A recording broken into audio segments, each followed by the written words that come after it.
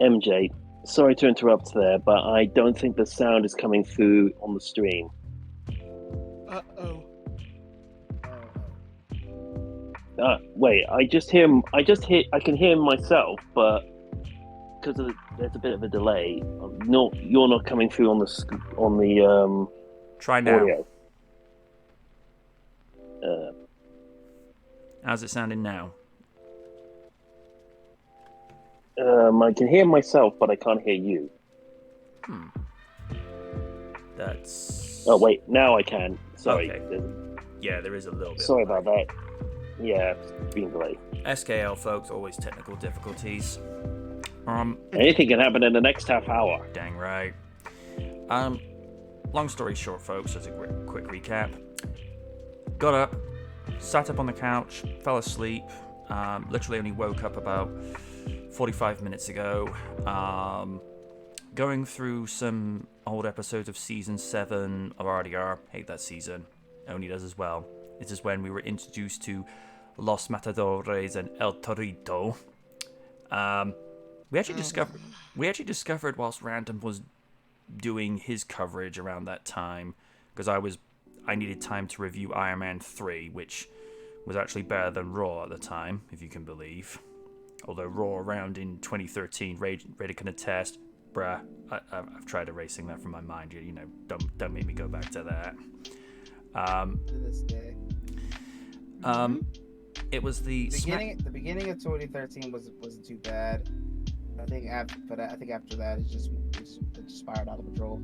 Oh yeah, especially after SummerSlam. It was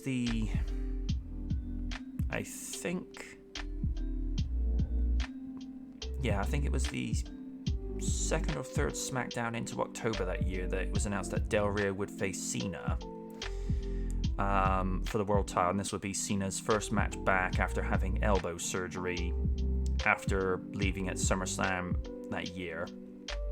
And it was kind of like echoed what happened at Survivor Series 2008, where Cena got injured at SummerSlam that year after being dropped on his neck by Batista in their first time ever meeting.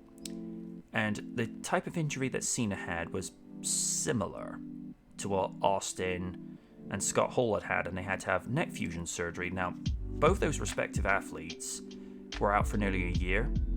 Cena was back in 3 months, which was unheard of, which kind of lays some credibility to the nickname Super Cena. And then, of course, led to 3 words I never thought I would ever utter. Because Del Rio said he would do anything to get out of that match, and I'm like, And you screwed up Del Rio, or as Raven likes to call him on occasion, Alberto Del Douchebag. Well, nowadays I call him Alberto Del Jackass, but you're close to the money. Yeah. I uttered 3 words that made Odie go, okay, no. There are 3 words I'd never want to hear, and I said, Vicky got jiggy.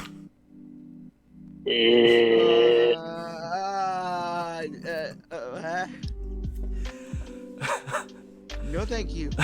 Do not want.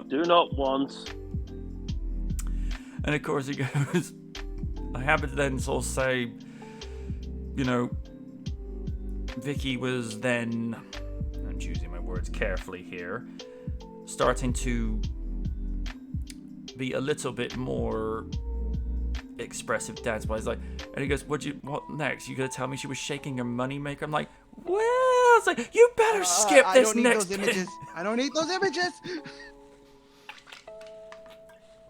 I feel so bad for that cameraman. I feel so bad for that photographer that led up to Edge and Vicky's wedding, where censorship bars had to be placed on various parts of the photo that Vicky gave to Edge in the storyline. And it was the one that Triple H put up on the Titantron in SmackDown the year after that. And of course, Trips being Trips at the time says, oh, she was young, she needed the money. Which is kind of echoing what Shawn did for Playgirl all those years ago. Shawn these days rightfully looks back at that as like, oh, what was I thinking? But Shawn Michaels around 97, 98 was not someone you should be around. Now, he was going through a lot, but I didn't excuse some of his irresponsible behavior. Make of that what you will. But no, there's actually one particular piece that Lids made. Now, don't worry, this is not anything to the point of, you know, you need bleach and what have you. It was Random had done his thing, and I was wanting to express myself by just trying to get everything out of my system in one go. And she may or may not agree with how this would sound, but I have a clip piece. Alright. YouTube, do not play straight away, thank you. I really hate it that YouTube has the autoplay on occasion. It's just like, you know, can you not? I think that was something they were testing out earlier in the year, and now they've integrated it fully now.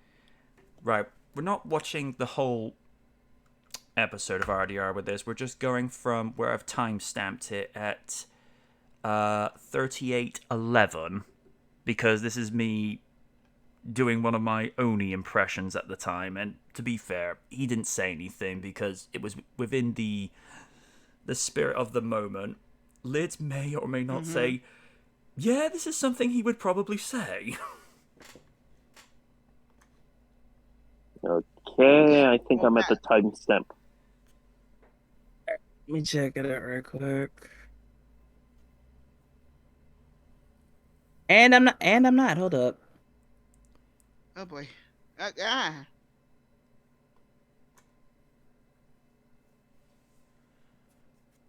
Oh wait, hold on. Let me click the link. Let me just go there. Screw it. All right. And that didn't work. Timestamp. Nope. Alright, hold up. Let me do a little finagling right quick. Sure.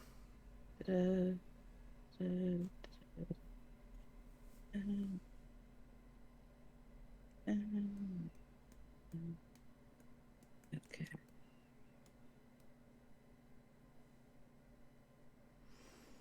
Got it. Okay. 3, 2, Alright. or 3. No, I got it. Okay. 3, 2, 1, play. No wrestling. They do better with Oni in charge. Okay, what's the setup? Well, we want to have Triple H come in and do a 40-minute promo. It's best for business that way. No, boring, hurtful to the company. Plus, it's noon. I don't wish to start drinking. It's too early to drown that nasty image out. Here's what's best for business. Triple H. Duct tape! Duct tape! Duct tape your mouth shut! Now get out of the way of Hulk and fade into obscurity. Or TNA. Same difference. Now you guy, what do you got? Well, I have this idea for pushing the Intercontinental and US titles and have them defended once a week and have high-profile matches with Kofi, Dean Ambrose, Cody Rhodes, Dolph Ziggler, and pushing Del Rio down to mid-card level, making him job to these guys that would lead to a United Continental title-for-title match at Survivor Series and place importance back onto the belt so that worthy superstars are tested before they're made to go for the world titles. Oh my gosh, you are a genius! That is the greatest idea so far this year. You get a promotion and a bonus. Do I get a date with Caitlyn as well? Oh yeah, sure. Why the hell not?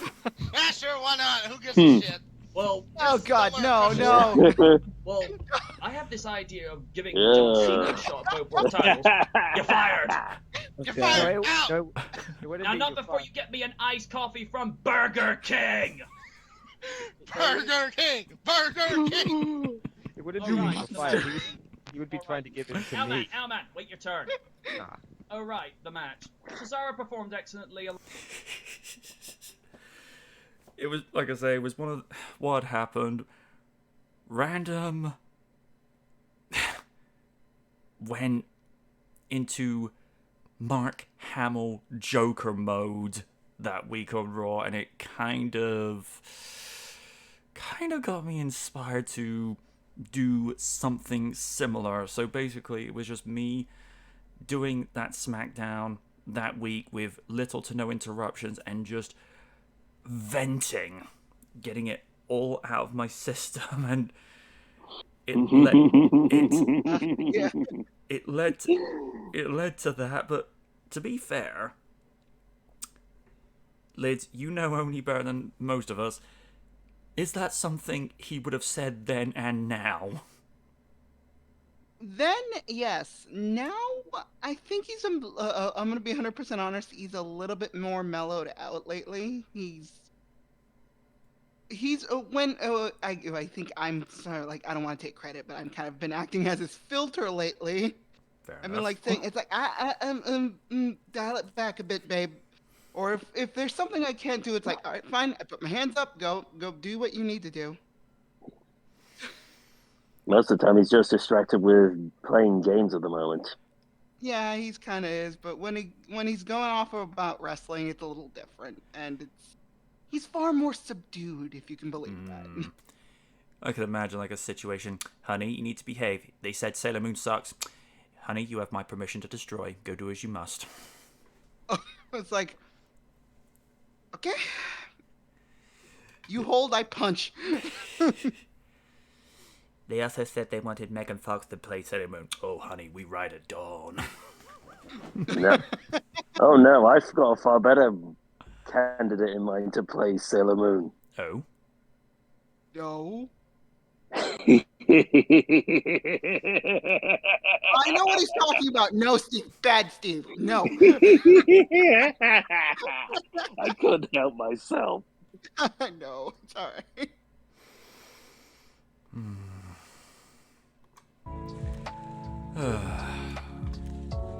But yeah, that's one of the things that's going to go if I ever do a best of season 7, along with him reacting to the possibility of a Triple H app. It's like, and you can download the Triple H app and look at all my amazing accomplishments and type. It's like, no! What accomplishments? Valid. Then again, I'm not a big fan of wrestling, so most of it goes over my head. Fair enough. Steve, is the lo-fi music too loud? Just out of curiosity. No, not too loud. Okay. All right. Now this was one of the topics that was going to be viewed last week, but because of us starting late and we weren't expecting that Disney video to go on for as long as it did, because it's not Raiden's fault, but that one did go on a while. Did kind of leave us with not much to do. But I wanted to read out Random's vampiric variations from the Abyss, because I'd introduced him to Call of the Night, Vampire in the Garden, and Rosario plus Vampire, and even just like looking at the pixel art editions of Nazuna, Fine, and Mocha, he captured that brilliantly, and didn't realize that Rhea was as tall as she was, because apparently she's supposed to be like 9 foot. And most of there's a few height differences he's kind of gotten wrong. Nazuna and Mocha are about 5'4", 5'5", whereas Fine, looking at how tall she is in her respective anime, she has to be at least 6 foot. But anyway, before we resume our regularly scheduled program, I'd like to make a quick stop at Weebtown for a Triple Bill main event, Triple Bill anime review. However, this will be brief summaries rather than my usual reviewing style. If I choose to watch any of these shows from start to finish in the future, they'll receive a full-fledged review. We also saw Records of Ragnarok Season 2, but I'm saving that for a separate thing down the road. I was on vacation to visit my brother. Hello. It's been a couple of years since we last saw each other, and he was very quick to show me his ever-growing anime collection. I should point out, Vampire in the Garden and Call of the Night are on Netflix and High Dive respectively, so I don't actually own them. The only one that was in my collection was Rosario Vampire.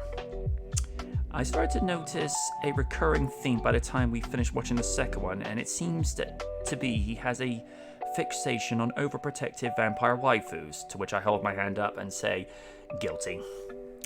Maybe I should have brought Resident Evil Village with me. If I had to Lady Dimitrescu. Mommy, I'm sorry, Mommy. Sorry. If I had to describe each show, then it would be the following.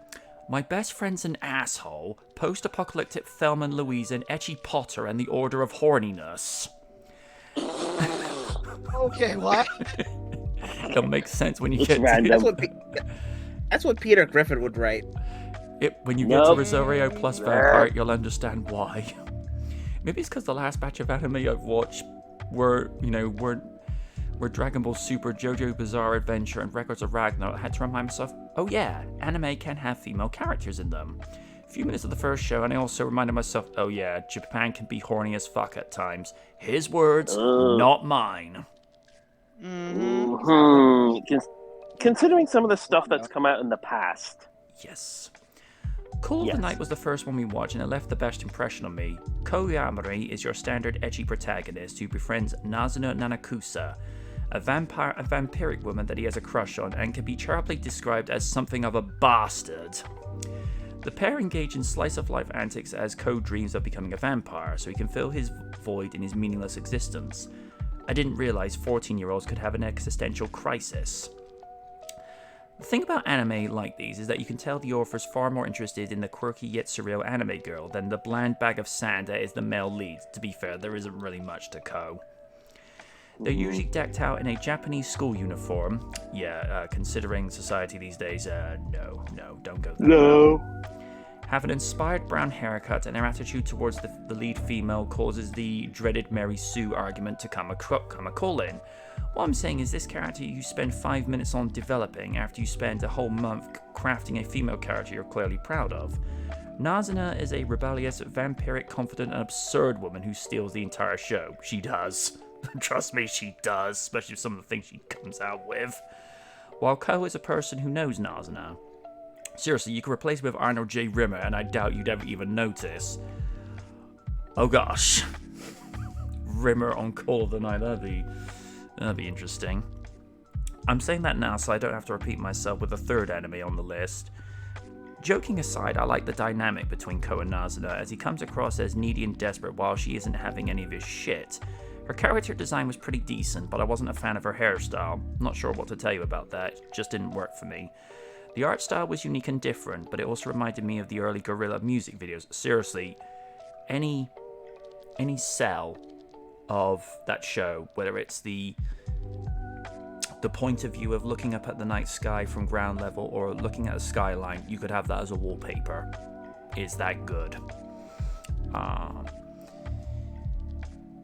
Right, I think it's mainly down to the color palette, textures, and the lighting similar to videos such as Clint Eastwood, Tomorrow Comes Today, and Feel Good Incorporated. That is a good music video, one of their best. I guess what I'm trying to say is that this series has stylized music video vibe, and I like that.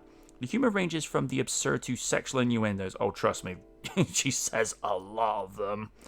While it doesn't seem to have an overarching antagonist for our heroes to deal with, there only saw 3 episodes of this series. I hope it develops further as it goes. Call of the Night is coming to Blu-ray later this year, and it is already out on Blu-ray in America and Germany, but not in the UK for some reason. Well, it is available, but it's an import. And I don't really have the money at this time to get a multi-region 4K player because living is expensive at the moment. And it seems to be a lot with America, with a lot of shows. They do it for the US and Japan, but never for Europe. And especially the UK. They're missing out on the market. Yep. All I'm saying. The Street Fighter Alpha cameo was awesome, though. Yeah, they were. I wonder how much they actually had to pay Capcom for that quick, little cameo piece that she was playing on something that clearly wasn't it was anything but a PlayStation 1. From comedic banter to soul-crushing depression, as our next anime is Vampire in the Garden, which has something of a similar premise, but is played more for the feels. Unlike the others, this is a Netflix series that consists of 5 episodes, but it strangely reminded me of Disney series The Owl House, with the designs of the main characters. I should watch that show at some point. He has, and he loves it. Oh. Vampire in the Garden does change the formula up slightly, as we have Momo, a female human that reminded me of Kaori from the Digimon series, befriending a vampire called Fine, but unlike Nazuna, isn't fucking around with her, as she has conflicting emotions about feeding on her to survive. There's clearly a hidden undertone of lesbianism within the series, but it doesn't really lean into it. It's like, it's there, but it's not there at the same time, if that makes any sense. Yeah. Done. I cracked a joke about this being Thelma and Louise, but there's also strong hints of Romeo and Juliet thrown into the mix. 2 factions of utter bastards are at war with each other, while 2 star-crossed lovers are caught in the middle, just like Romeo and Juliet, and it doesn't have a happy ending. In close brackets, as it advanced Leonardo DiCaprio's career. I'm not going to get into it. He wrote it, not me.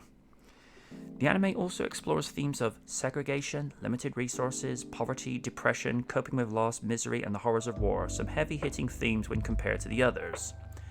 Art style is very similar to Call of the Night, but the more worn-out color palette. It's Wit Studio, the same one that did the character designs for Naruto, so you understand why the art style is somewhat similar, but they're just given more of a budget to work with. And the old world feel sets it apart from the other 2 on the list. I also appreciate a series that cuts the dialogue and lets the music do all the powerlifting, with the montage of these 2 going on their epic quest to find Sanctuary was very touching. You can see their progress, and health is just deteriorating with each shot while the music stabs you right in the heart. Subtlety through simple storytelling.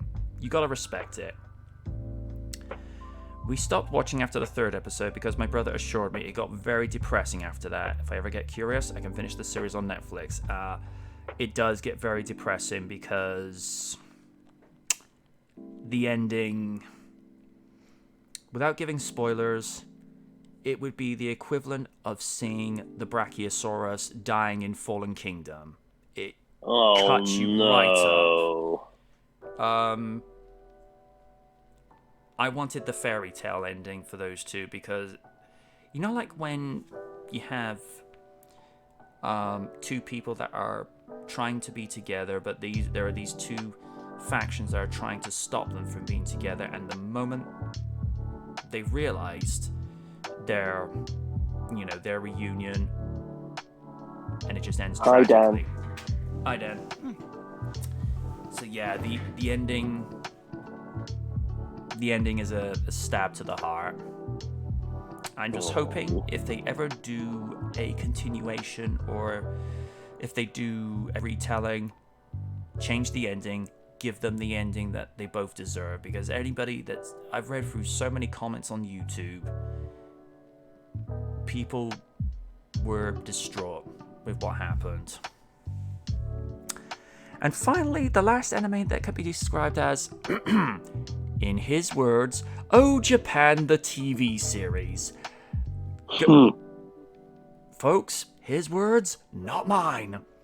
Rosario That's random. Rosario Vampire is a basic ecchi anime that ticks all the boxes in the perv department. Starring Tsukune Aono, yet another bog-standard ecchi anime protagonist, and this time he's joined by not one but 4 overly sexualized female characters, or since this is an ecchi anime, I guess it's just female characters. Our boy is mistakenly sent to an all-monster school that is just so prejudiced they kill humans on sight. You think they perform some background checks to prevent any forms of errors. And I'm not reading the one in closed brackets because I'm not going to get into that. Nope. The fact he lasts an entire season before people start asking questions just felt daft. Realistically, they'd have noticed straight away doing this whole series in about 20 minutes. Tsukune's little harem adventures features Moka Akashiya, a pink-haired vampire with 2 personalities, Kuromu Kurano, a blue-haired succubus, so from Raiden's perspective, a teenage Stephanie McMahon, who I dubbed the fun one, Yukari Sendao, a little voice witch by, I'm not going to read that bit because I'm not going to get into it, Misery Shirayuki, basically Elsa on Ritalin, and finally Ruby Tojo. Sir doesn't appear much in the series. Unlike Call of the Night and Vampire in the Garden, we got through the whole first season of Rosario plus Vampire because I wanted to give this show more of a chance because the first episode didn't make a good impression. The presidential fan club members of the girls in question, there is an image I can't erase from my mind, and I remember reading one comment when somebody posted that episode up saying, I wonder if there are any other members of their fan clubs, and to quote what the person said in response, "Oh God, I hope not." Oh dear, that bad? I'm having to type this out because even I can't say this aloud. Oh dear. That's not good.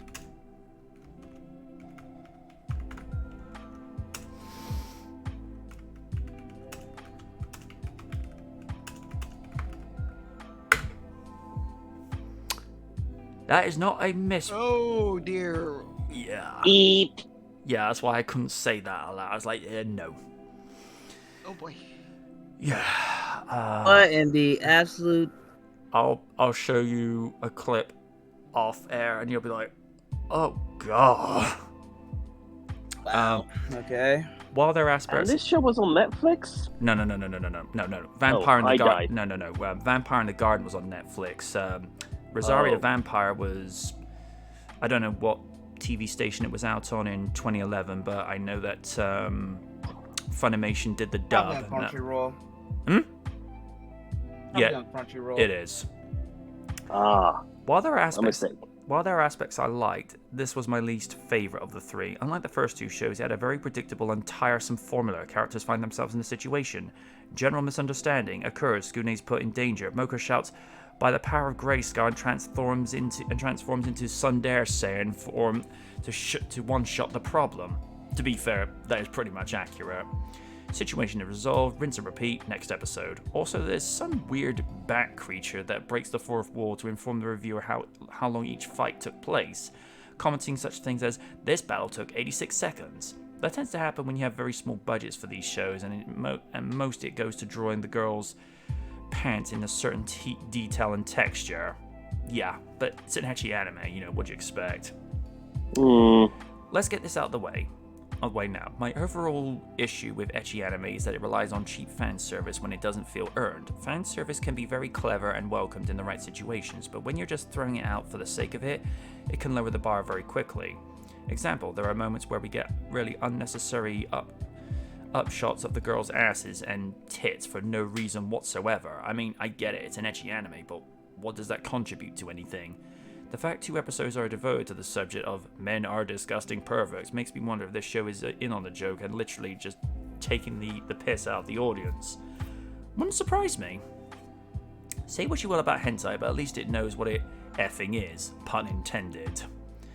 To say something nice, I like the character designs, though I was drawn to Kuromo because she had a goofy personality, and voiced by Brina Palencia, who not only voiced Chaosu in Dragon Ball Super and DBZ Kai, but she was also the voice of Holo from Spice and Wolf. So that's some range. And some of the banter between her and Wizardora was quite amusing to watch. I was aware of her character beforehand, as she seemed to be a very popular art subject on DeviantArt. Art style isn't as unique as the first 2, but feels like your standard anime during the 2000s. It's not terrible, but it's stuff that I've seen before, in all honesty. The sad part is that the characters don't really get to do much beyond a mixture of slice of life and diet Harry Potter drama. There are some scenes when Mocha transforms into bitchy Mocha. They're over faster than a WCW Goldberg match. It felt like the series was meant to be about Mocha and her split personality, but they added the extra ladies who don't really contribute much besides, do you know women wear panties? Rosario Vampire isn't terrible, but in the immortal words of George Harrison, it's been done. A collection of ideas before, but a very well played out art style. Decent characters can do so much with predictable formulas, and I'm not reading the last bit because I'm not looking to start anything. But I'm hoping at the very least it will get him interested in getting High Dive, because there's some good stuff on there, and I recently started watching the sub of The Vexations of a Vampire Princess, and that thing does not care. There is so much stuff going on where you're like, wait, we're going with Slayer's humor here, where it's like slapstick and then this shows up, that shows up. I'm gonna say something in Rosario Vampire's defense. I just appreciate it for what it is. It is meant to be a goofy, supernatural romantic comedy. I know the manga is very different in that it actually develops the characters more and has more of a drama emphasis, but I got drawn in when someone did a music video to Big Wave's Emotional Prism, and I'm noticing Mocha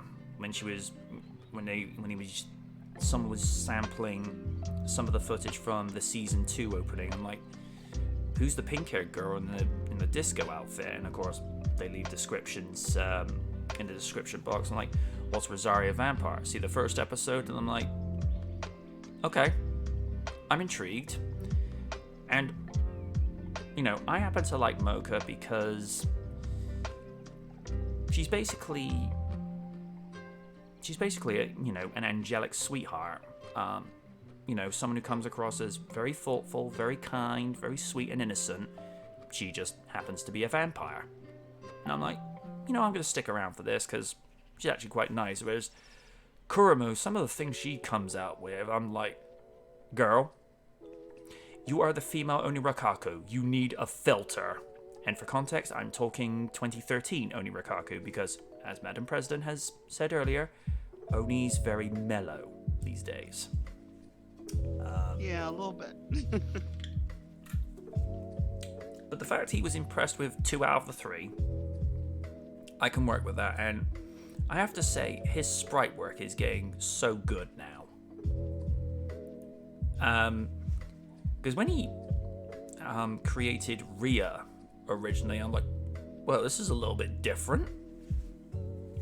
And the fact he's managed to capture the likeness of Nazuna, Fine, and Mocha, it's like, this is just how talented he is, folks. And I will also leave the link in the chat for people to go look. For people, I didn't realize it was still playing on the actual Twitch line for. What the hell, Dan? Vampire Booba, the anime.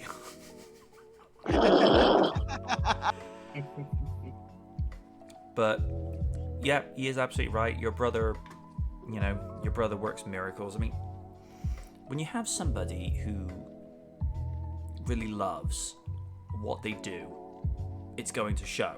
I mean, you look at the stuff that Razor Fist does. Yeah, he's venting, but you can tell he's enjoying it because he's pouring everything into it. When Oni would do the stuff that he would actually enjoy on RDR, which was a rare occurrence in its own right back in the day. Trust me, folks, if you lived through the Johnny Ace era, the Authorita era, it left him questioning many things. But then Season 8 was our best one. There's one little piece where we're sort of impersonating Paul Heyman, Bo Dallas, and then we're sort of impersonating each other. I haven't seen that one yet, Dan, so I can't comment on it. It's like because the setup was, well, my name's Bo Dallas. It never does. It's like, what it is, whatever your name is. I'm Bo Dallas. Go away. Whatever your name is. My name is Bo Dallas, and everyone loves me. Really? Not me. Not me. Not MJ. Not Emma. Not the world. Like, really? I'm pretty sure people like Brock Lesnar on you. I prefer 2-for-1 dinners from Domino's, and Oni immediately after, ooh, that actually sounds like a good idea. We all just started laughing. Moments like that, I love on RDR because everyone's having fun. It's just that when you have to deal with Raw starts at 9:00. Raw's on at 9:05. Triple H begins promo. 9:22, Triple H is continuing promo. 9:37, Triple H is just finishing promo. It's just like, ugh. Now, granted, that's probably an exaggeration, but I don't know. He just says, oh, speaking of Bo Dallas, did you hear WWE's continuing with the Uncle Howdy character and some of the related storylines with him? Oh. Okay. Cool.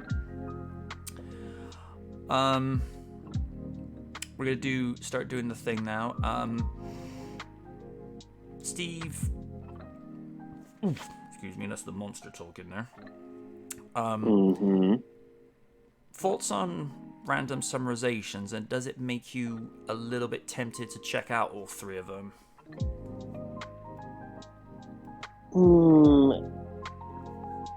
How to put this?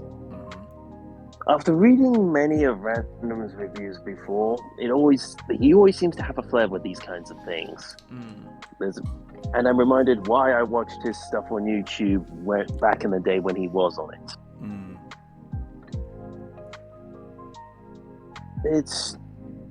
I don't know if I'll be able, if and when I will get to those series, if I ever have the chance, but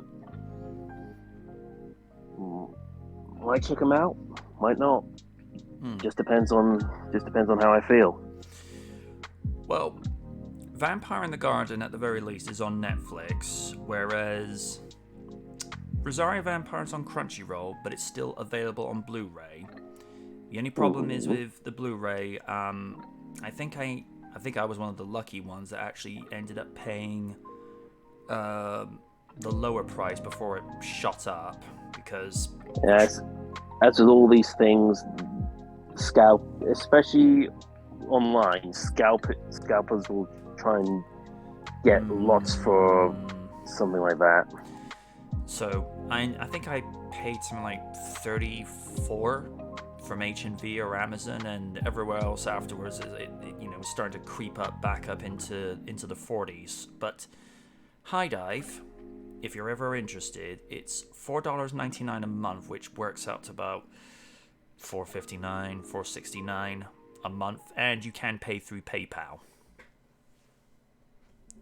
Plus, you have the option of, if you want to pay annually, you actually end up saving something like 30 to 40% a year, because you end up paying, on equivalency, about $1 less a month.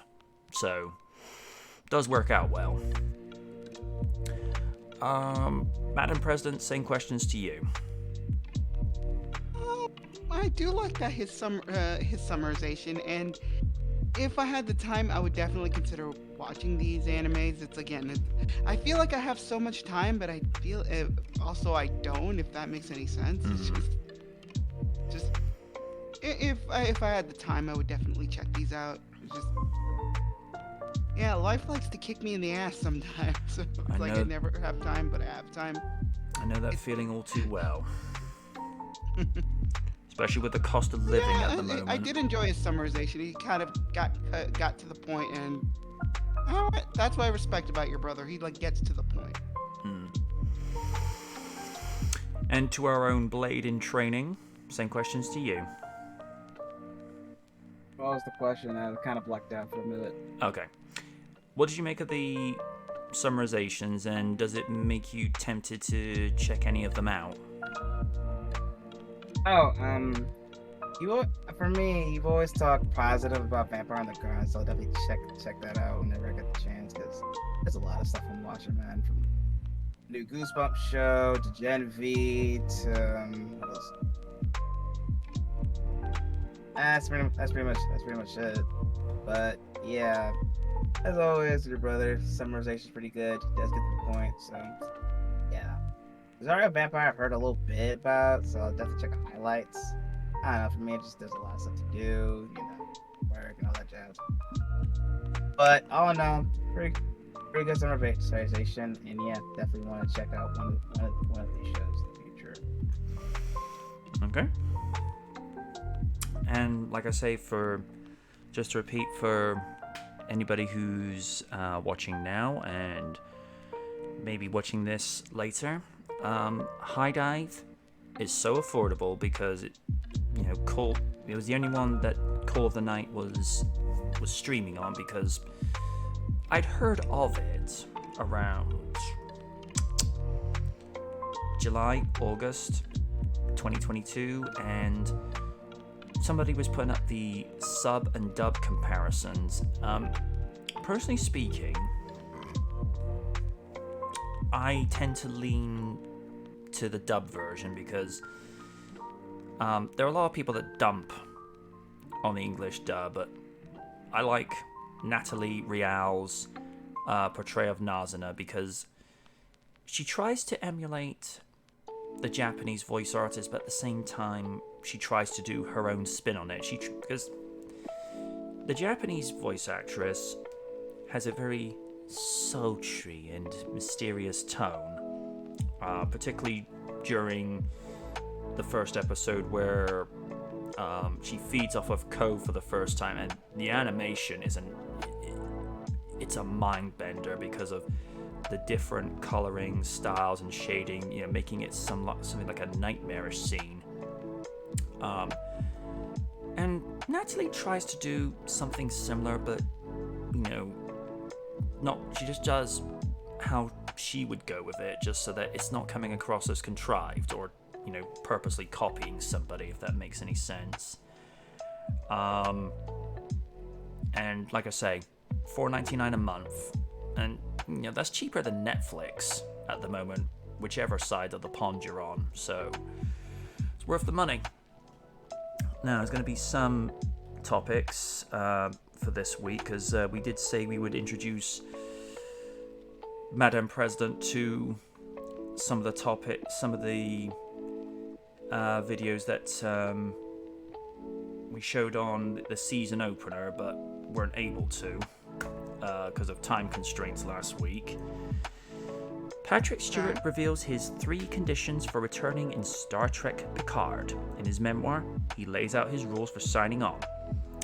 It's no secret that Stewart took some convincing before he'd agreed to return to the Star Trek franchise as Captain Picard in Star Trek Picard on Paramount.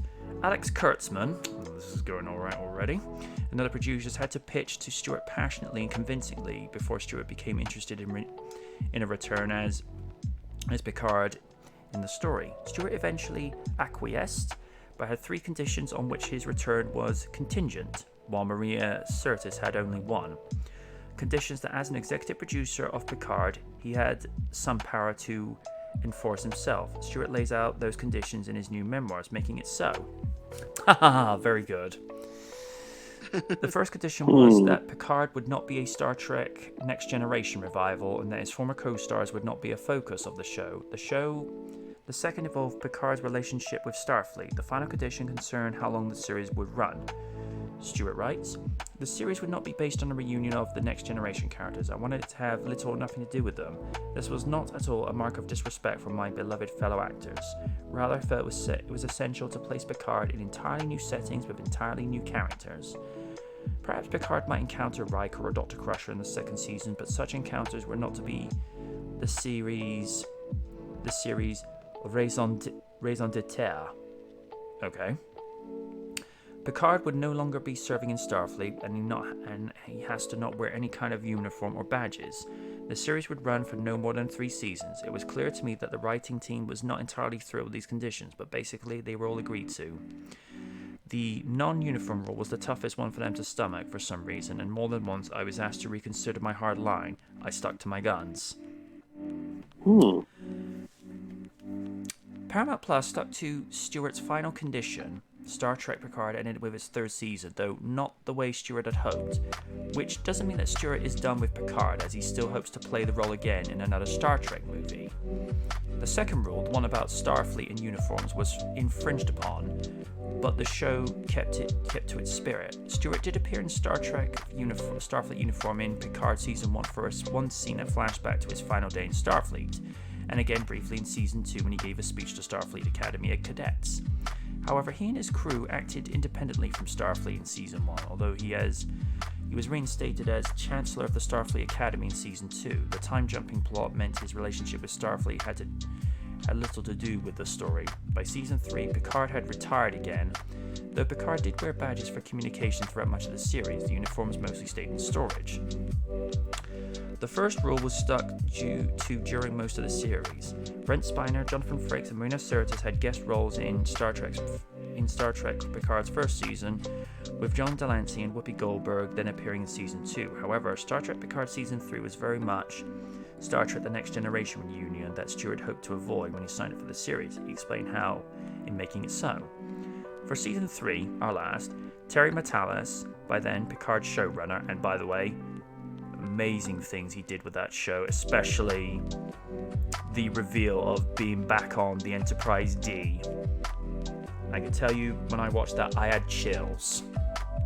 Told me that the studio wanted a full Next Generation reunion. Ugh, just what I had firmly said I didn't want, but that had 3 years ago. Now I was resistant. Having worked with Jonathan, Brent, Maria, John, and Whoopi, as an executive producer, I had a say in how we might go about achieving such a reunion. I told her I liked the idea, provided we didn't bring them all back at once. Let's trickle them back in. Stewart had his way there. Picard begins with Frakes, Will Riker joining his old captain, Stewart's captain, as they gently hijack the Titan A to respond to a distress call from Dr. Beverly Crusher, played by Gates McFadden. More of the Enterprise's bridge gradually join the cast, but the whole group isn't back together and back aboard the Enterprise until the final act. Picard is streaming in its entirety on Paramount Plus. Picard, the final season, is now available on Blu-ray and DVD. I may just pick that up as well. Joining Star Trek Picard Season 1 and Star Trek Picard Season 2, all 3 seasons are available in a single Star Trek Picard, the complete series box set, and Star Trek Picard, the Legacy Collection, which includes all seasons of Next Generation and Picard, as well as 4 Star Trek The Next Generation movies set for release in November.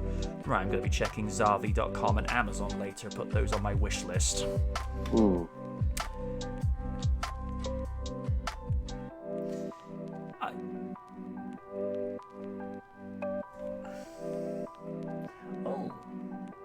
Dan says, I was subscribed to High Dive for a while because they had the 2022 reboot of Urusei Yatsura. Great show, but as much as I'll defend English subs, I wasn't a fan of their English dub. Some of the voices didn't feel appropriate for the characters in the dub, especially Lum.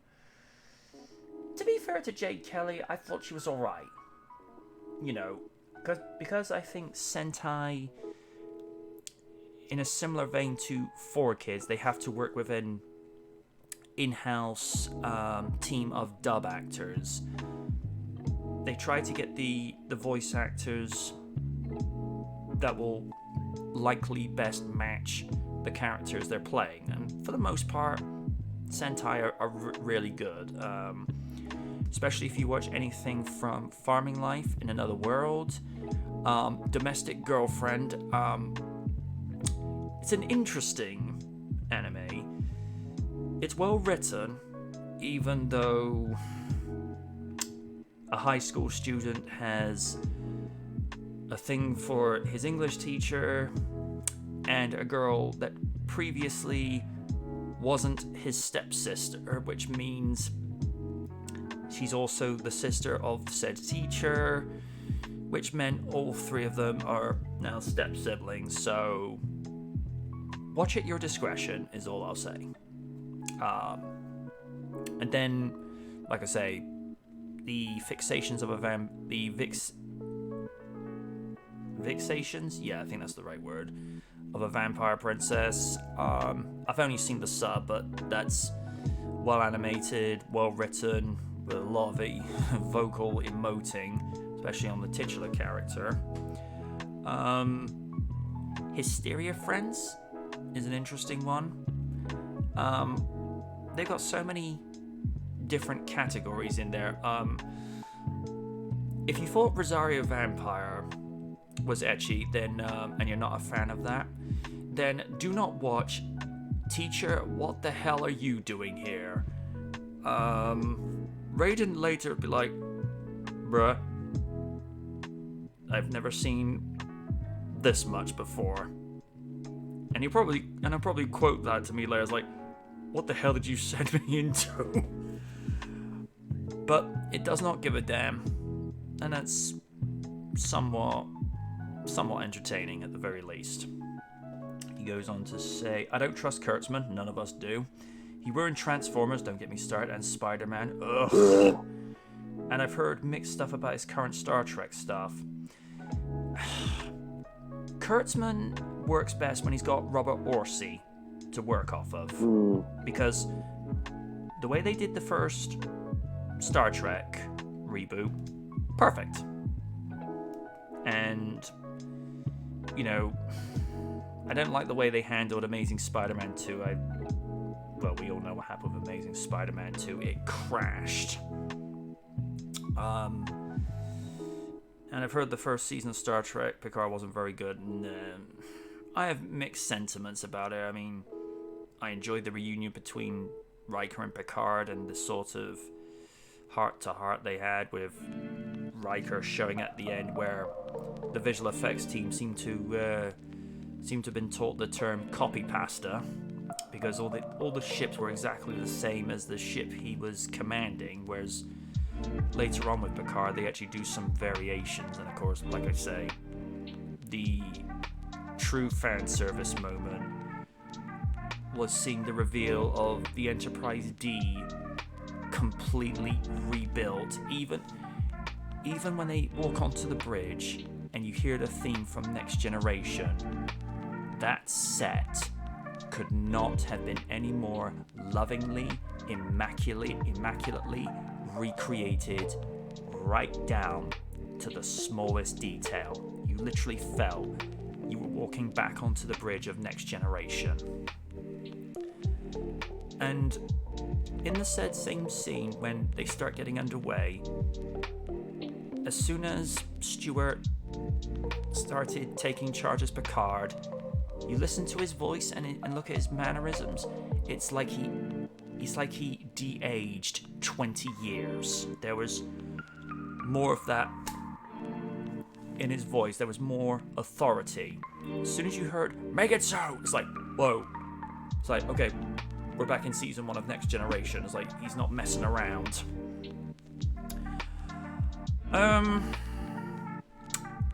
Steve, what do you make of Stewart's conditions that he had going on to what eventually became a reunion series of Next Generation, and do you think he was right?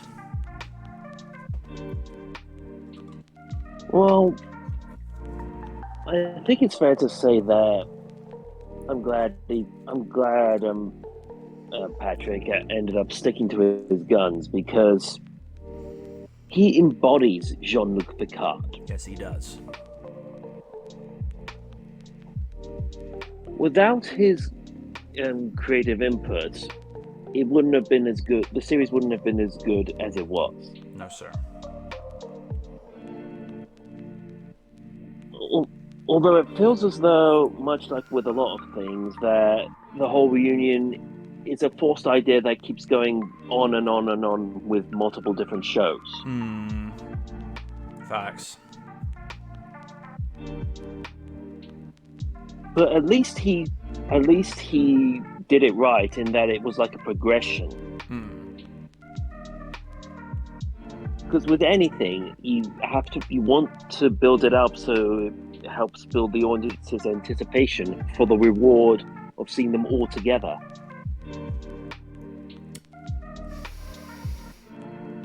That's what any fan would want. It'd be kind of like if, let's say, for the sake of discussion, there was a standalone Mighty Morphin Power Rangers movie where, let's just say, it's just Kimberly by herself, and she still got her Ranger powers, even though, she handed her power coin to Catherine, which, there's a few plot holes they should have addressed in Once and For Always, but, that's a whole different can of worms to get into. It'd be like if she's fighting off some sort of resistance faction that's still loyal to Zed and Rita, but every, say, 20 minutes she runs into another Ranger. So, and obviously we're going off, based on what happened with Once and Always, she'd run into to Ming first of all, and then very slowly they run into Zach, run into Jason, and eventually run into Tommy, and then all of them goes like, stuff it, let's summon the Megazord, but as you say, done gradually. That actually make for a good potential Power Rangers story where it starts out as just one of them, and eventually the rest of the team reunite. Kind of reminds me what happened in the Pink miniseries that Boom Studios did many years ago. Yeah, she actually assumed the role of leader, didn't she? And to be fair to Amy, Jo, I can see her portraying a leader because she has that tone and that rasp in her voice, and she's also somebody that can be very comforting as a character when she wants to be.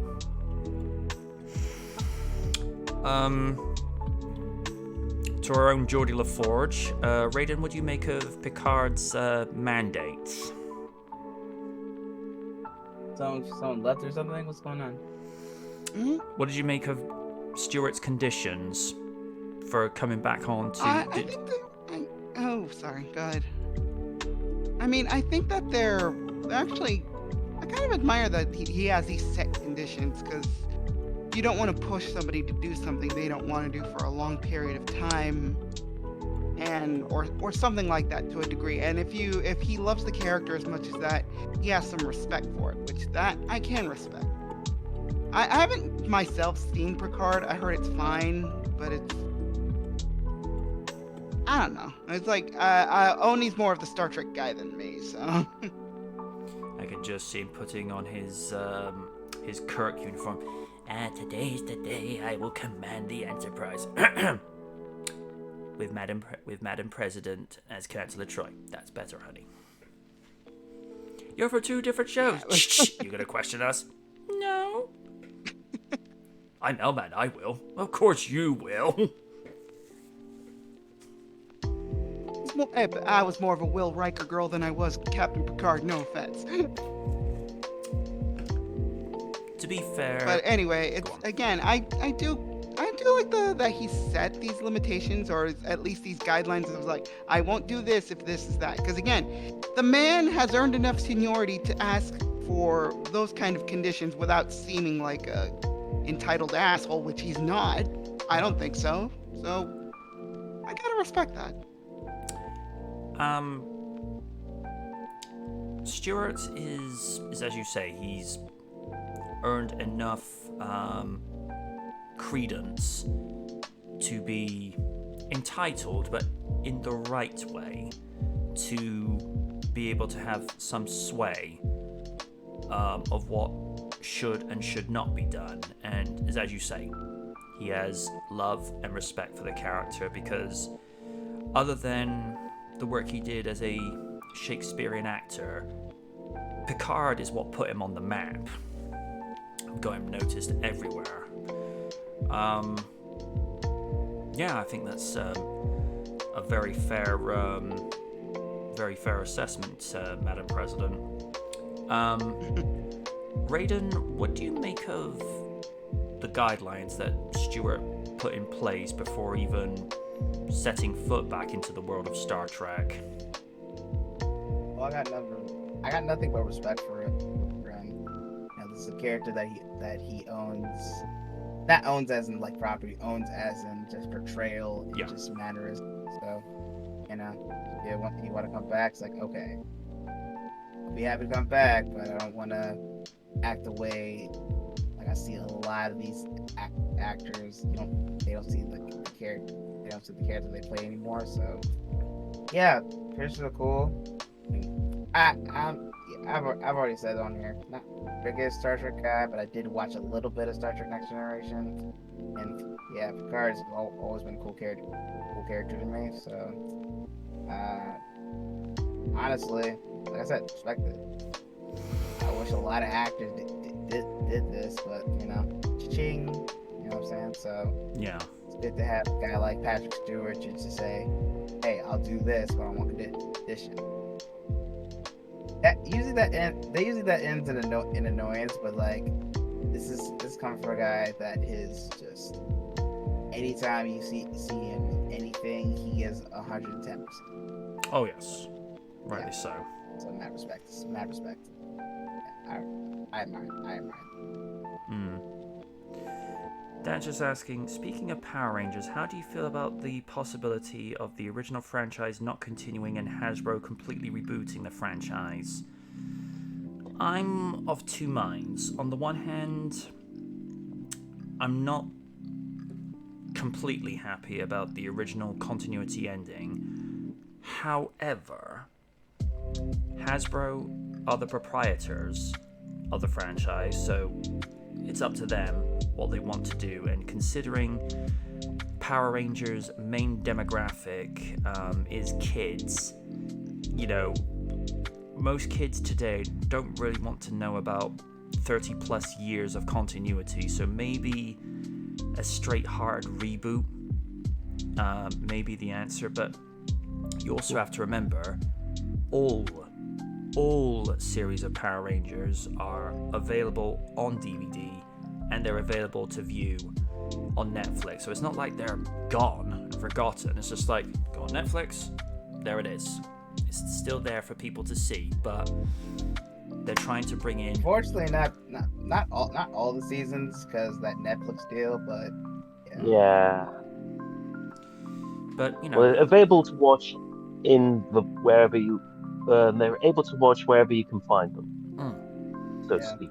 Because with Mighty Morphin, there's two versions of season 1. There's the original, as we knew it, and then there's the remastered version with the comic book graphics added on, which I could see what they were trying to do, but it's just like, this is really unnecessary. Especially with the morphing At the time, segments. this was in. Sorry. No, go on. It was in the last vestiges of the Disney era of Power Rangers. Thank gosh for that. I think the only ones I actually enjoyed of Disney, Dino Thunder, because JDF came back, but similar to Patrick Stewart, JDF said, "I'll come back, but I'm only doing this as a favor to Douglas Sloan." And apparently Doug said to him, "Oh, don't worry, Disney are like Saban, they're cheap." And I'm like, wow. And he said on an Instagram video when he did I think it was the 20th anniversary episode for 2013, because I think for the 25th they did something completely different. Super Mega Force. Oh yeah. See, when he was on set as the Green Ranger, he showed up his boot on camera, and the sole of it was hanging from the rest of the boot, and he goes, "Guess what? After 20 years, nothing ever changes." I'm like, I do respect him for one other thing. He said he did that episode for free because of how much he loves the character and how much he loves the franchise. Yeah. We still miss you. Yes, we do. And I'm just going to say this as discreet as possible. I know there are plenty of people who have a religious mindset and are judgmental about what happened. I say this in response. We don't know what was going on in the man's head, and when you're depressed, you're in pain. So when I heard what happened, I'm just like, we don't know what was going on in his head. He was clearly in pain, and when people are in pain, they want to end it. And I'm not the biggest religious person, but I look at it from the point of view of I'm not going to judge him, because then you give the credence for someone to judge you. And last time I checked, no one should be judging anybody. You can assess people and have an opinion, yes, but I don't think it's right to judge somebody when they don't know the context of the situation. And that's what I'm going to say with that. I'm going to lighten the mood a little bit, and then we'll get to one of the videos that we said we were going to introduce Madam President to. Hang on, for some strange reason that didn't go onto the opening window. Aha! Yes. Sailor Moon artist teams with Jenny on new album art. Sailor Moon is one of the most beloved IPs in anime. Madam President will tell you that herself. Over the decades, characters like Luna and, she'll probably correct me on this, Usagi, thank you, have become known the world over. Now the creator of Sailor Moon is being put on the global stage once more, but not for her hit series. Naoko Takeuchi, hope I pronounced this correctly, is going viral thanks to their work in South Korea, as the Sailor Moon artist has inked album artwork for Jenny. Yes, that's right, Jenny, who is also known as Jenny Kim or Jenny Jane in the business, has released a new single, You and Me. made its way to streaming services like Spotify and Apple Music a few days ago. It was there the fans took in the single album's artwork, and it turns out that Takeuchi penned the piece. As you can see above, the album turns Jenny into her own kind of Sailor Scout. The heroine is rocking twin tails like Usagi does in the Sailor Moon anime. Complete with a lovely background, this bit of Takeuchi art shows what Sailor Moon's creator can do, and of course, Jenny fans love this little anime crossover. Right. I thought it was referring to the anime as little. Like, ooh, Sailor Moon's not little. That anime's huge. If you're not familiar with Sailor Moon, in which case, what rock have you been living under for the past 30 years? You should know this series stands as one of anime's biggest to date. Created in December 91. Oh, so I was right. Takeuchi penned Sailor Moon for roughly 6 years, and the series grew new life when it turned to television. With TV series and movies under its belt, Sailor Moon has become one of the biggest selling shoujo series of all time. So if you want to know more about Takeuchi's series, you can read it in the official synopsis below. Teenager Usagi is not the best athlete. She's never gotten good grades, and well, she's a bit of a crybaby.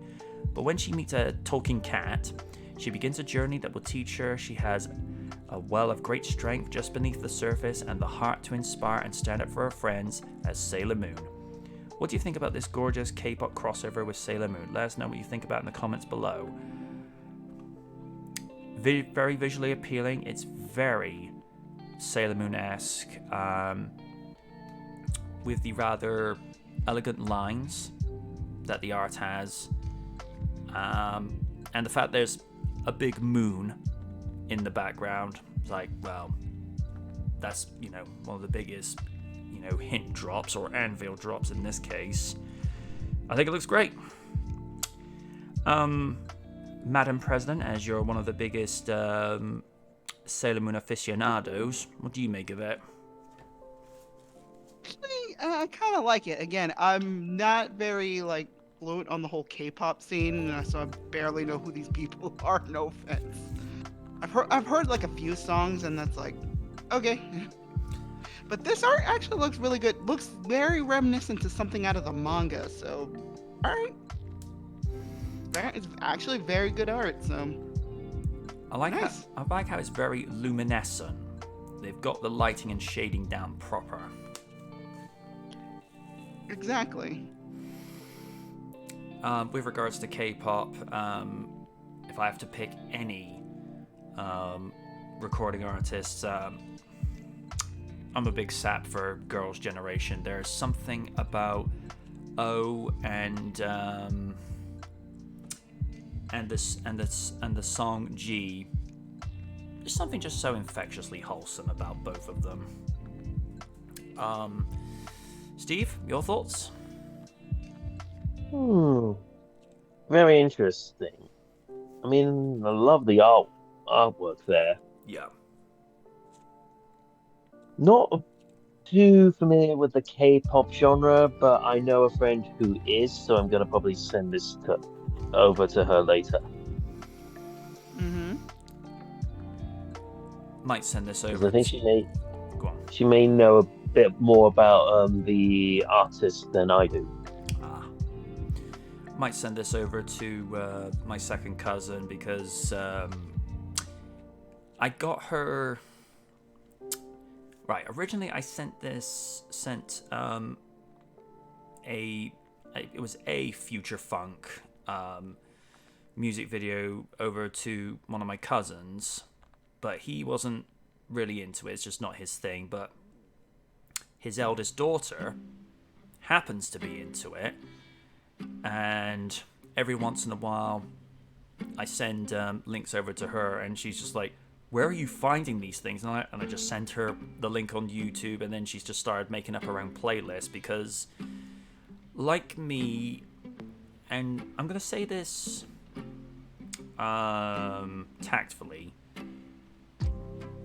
my view with modern music is like with hers, it's not for us. I'm not going to say it's terrible, because there are probably some people that like a lot of modern recording artists, so I'm just saying it's not for us. We listen to it and we're like, pass. I I've never sent her any stuff of Girls' Generation, but so I don't know how she'd take to that. So it is what it is. And last but not least, Master Raiden, your thoughts? It looks pretty dope. Me and K-pop, I would say, when I have been listening. I mean, I listened to this one chick named Jessie. She's pretty good. I know she's the one that did the Sailor art is part of Blackpink, who's very popular and popular here nowadays. Wow. So, I heard they performed the VMAs this year, so that's cool. But yeah, it was really cool. Yeah, I'm a secret. I don't want to say secret. I am a fan. So it's pretty sick. So. Okay, I now put this choice up to Madam President for next. Which would you rather get through and tear the band-aid off now with? Do you want to get Fallen Kingdom over with, or do you want to see how stupid it got with Dominion? Let's go with Dominion, because I think I've seen Fallen Kingdom, so... And Raiden doesn't want to go through the trauma of seeing the poor Brachiosaur being taken out again. Yeah. No, let's not. I just want to have good memories with that cute thing. Yeah, I'm not gonna lie. Right, I have to put this up for context because I know Kaiju has criticized me in the past for doing stuff repetitively. Because when I showed the first time of Paula, as I affectionately refer to her as, dying in the movie, I had it again, but what I was making a point of was, in the writing, you know, how tragic it was to see her go, but I was doing a voiceover at the time. The second time was just to play the clip as is, just so that you hear how the music enhances pulling on the heartstrings, because that scene cut deep, considering J.A. Bayona confirmed whilst the movie was still out, it was the original Brachiosaur that introduced us to Jurassic Park. And I'm like, if it had been like the Dilophosaur or like any of the douchebag raptors that were left over from the first movie, still would have been sad, but it'd be like, you guys were dicks anyway, so I'm not so sad. But, you know, a gentle, loving giant like Paula, and it's just like, why you gotta do that? Although, if they killed the T-Rex, I was like, you did this once before, and look what happened. You know. Yeah. I know it's been 22 years, but I'm sorry.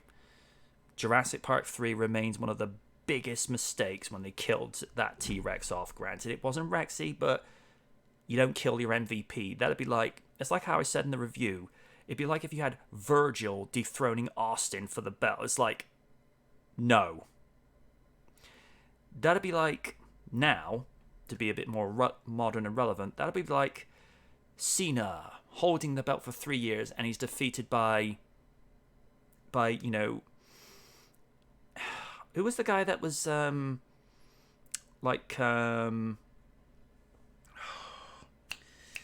Carmella's little lackey, Ellsworth? James Ellsworth. James Ellsworth, yeah. Like, imagine him beating Cena for the belt after holding it for 3 years. I know, it'd be like, wait, how does this work, you know? Yeah, it's just one of those, nah, no bueno. Or Yeah, as it's a little Kaiju more complicated than it needs to be. or as Kaiju once said, he's no good. And it's new good. Good lord, my review on The Incredible Hulk Returns has gotten 1,500 views. Nice. It's not even one of my Awesome. better. It's not even one of my better reviews. I mean, the death of the Incredible Hulk is closing into, I know what I'm about to say, nearly 9,000 views. And production and editing wise, it's not one of my better reviews, but that one is drawing in so many people. I'm like, hey, there are these other better reviews. I don't know. I am at 0. I'm at 0. Hold on. Forgive me. Remember, for the viewers at home. Last 2 days I was at a concert. Yesterday was a lot, so I'm a little tired. Also work, so there's that. It's alright. Same with me with work. Just a Considering pity. most of the time I've been running ragged trying to get screens clear for what is pretty much a concert in a cinema. Mm. Yeah, I heard that. Yeah, I heard that shit's doing gangbusters numbers. Just a pity senzu beans aren't real. Senzu Senzu bean bean! coffee? I still love that one to this day. Yeah, when my girl left me, you know, she took all of my money, but when Bulma left you, she took all of her money. Gonna need a senzu for that one. I love how their little quibs are turned into these great quotes like, Vegeta, no! Vegeta, yes! Like, well, at least I slept with Bulma. Well, unlike Vegeta, you can't prove it. Okay, I'm at 0-0. Okay. Alright. Samesies. 3, 2, 1, play.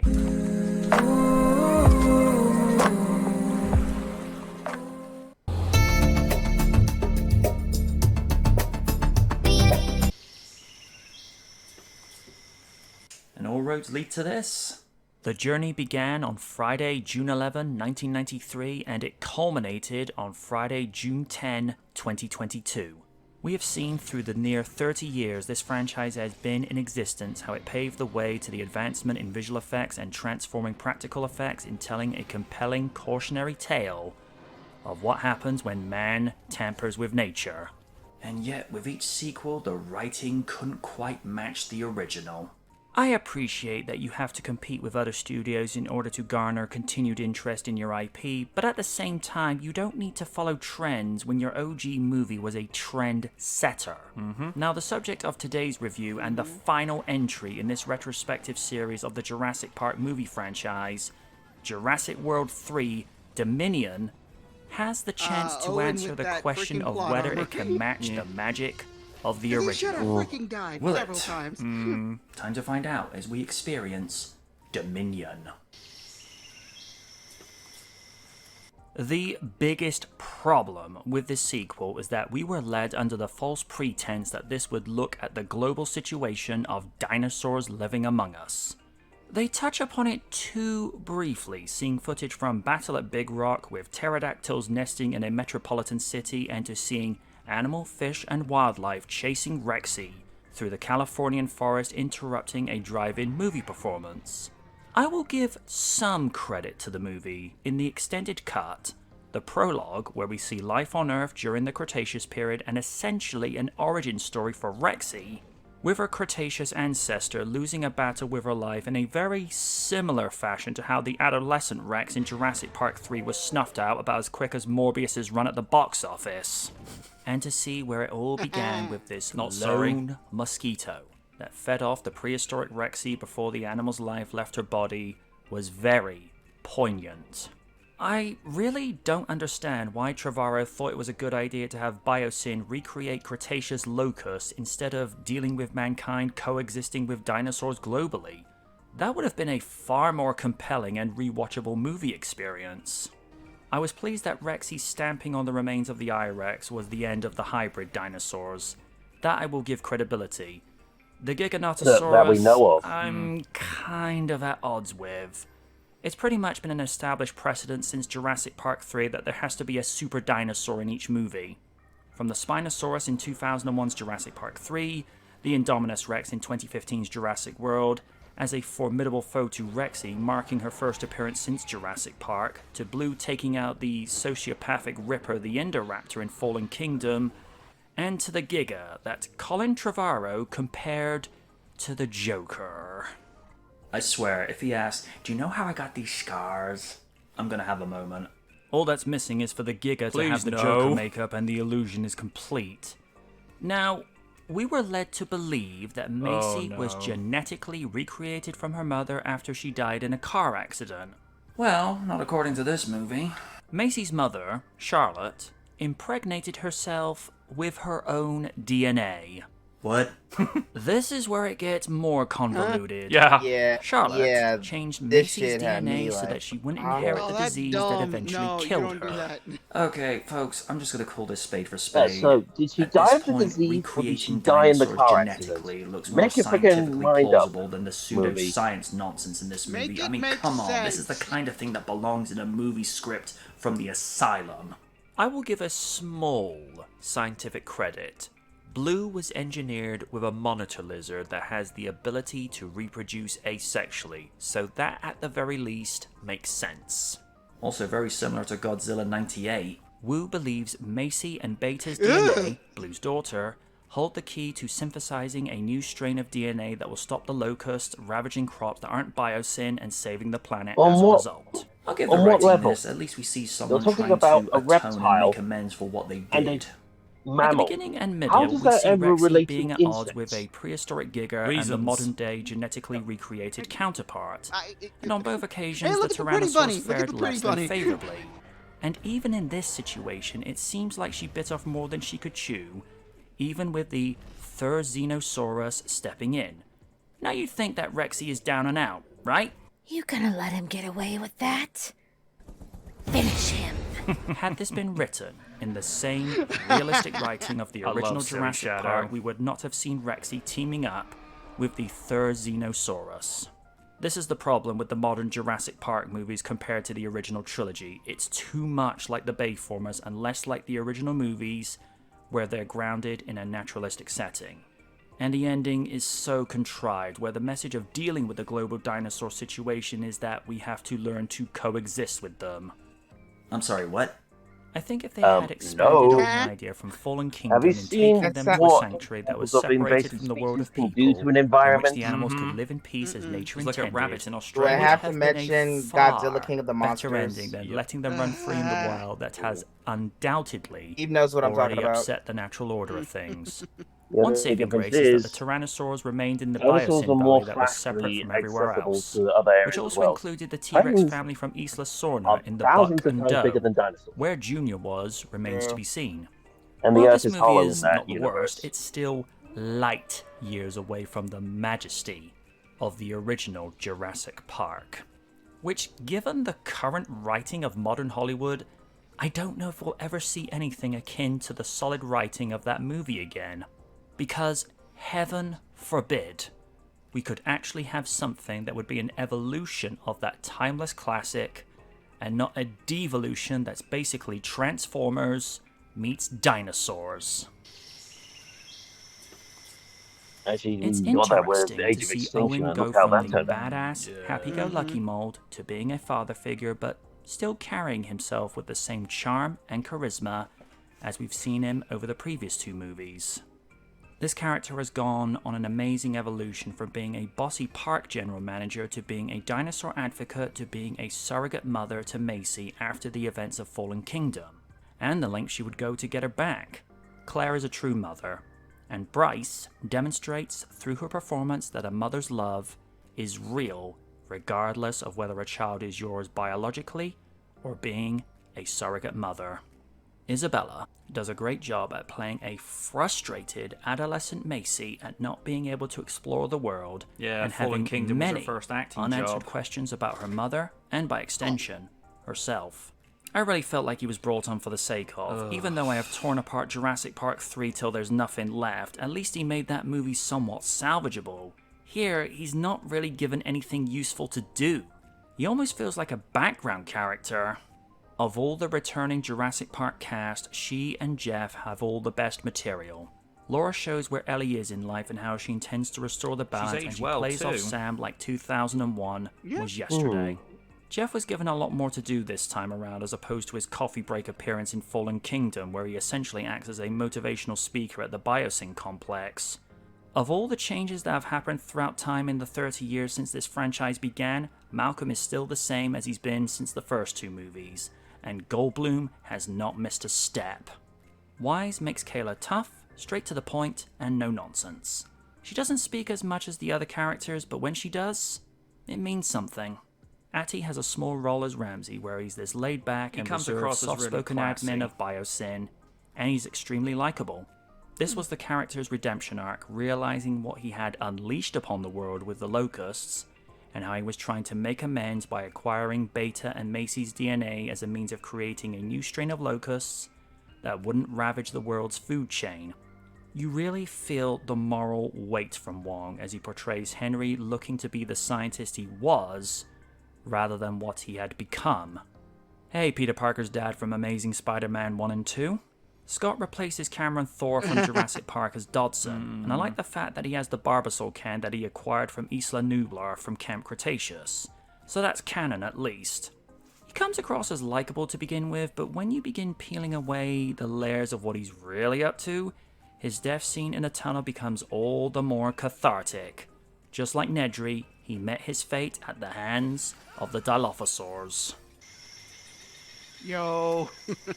Now, for all the Apropos. crap I give this movie in execution of plot, character development, and sci-fi aspects that would belong better in a Sharknado script than Jurassic Park, I will give rightful praise to the use of more animatronics used in a Jurassic movie. Probably more animatronics used since the second and third movie. Seeing Dimetrodons in the Amber Mine was a surprise, as I was not expecting these pre-Mesozoic animals to feature, and from a scientific perspective, would leave me questioning how these could be resurrected, considering that their DNA would be more ancient than the dinosaurs' DNA. Be that as it may, the animatronics used to portray these animals Another definitely Spino added a more situation terrifying with that dimension one. to the animals. Because no one knows how Probably that not ended seen up since getting the made, more even though it thrilling wasn't on aspects Ninja in how the list. animals were used in the Lost World. Same thing can be said with the Dilophosaurus. This animal was supposed to This have was an appearance at recreated the from beginning of Fallen scratch. Kingdom. And that was it. Yep. Sadly. But after nearly 30 years, it was such a welcome surprise to the animal's return.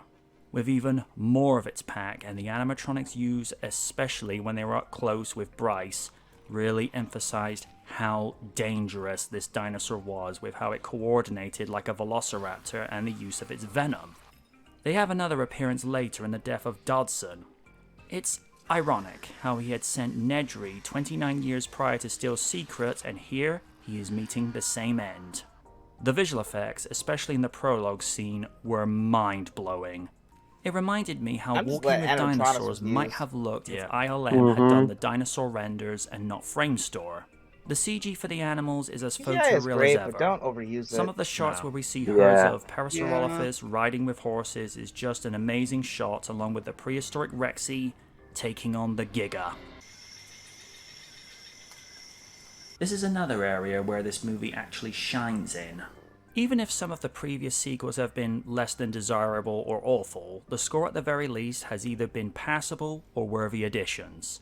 Michael Giacchino is once again at the helm, and he provides yet another reason why he is a decent successor to John Williams. He knows how to apply the applicable music for the situations that require it. From thrilling and terrifying confrontations between dinosaurs,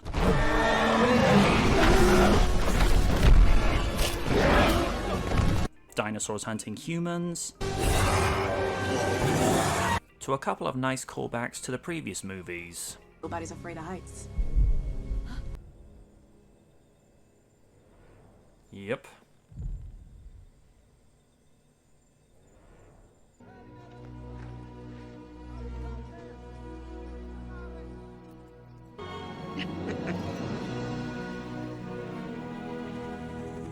And the ending, where all loose ends get tied up and seeing dinosaurs and humans coexisting. The Jurassic Saga ended as it began with the music. majestically.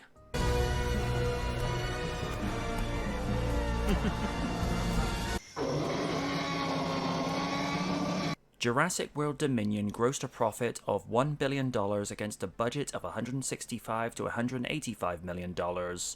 I can't Now, lie to you, the ending after reminds only a me. year's kinda reminds me inflation, of that Lion would be King worth hybrid. $1.68 billion. Even without an inflation adjustment, 1993's Jurassic Park outclassed this with $1.046 billion. With the adjustment, Jurassic Park's profit in 2023 is $2.1 billion.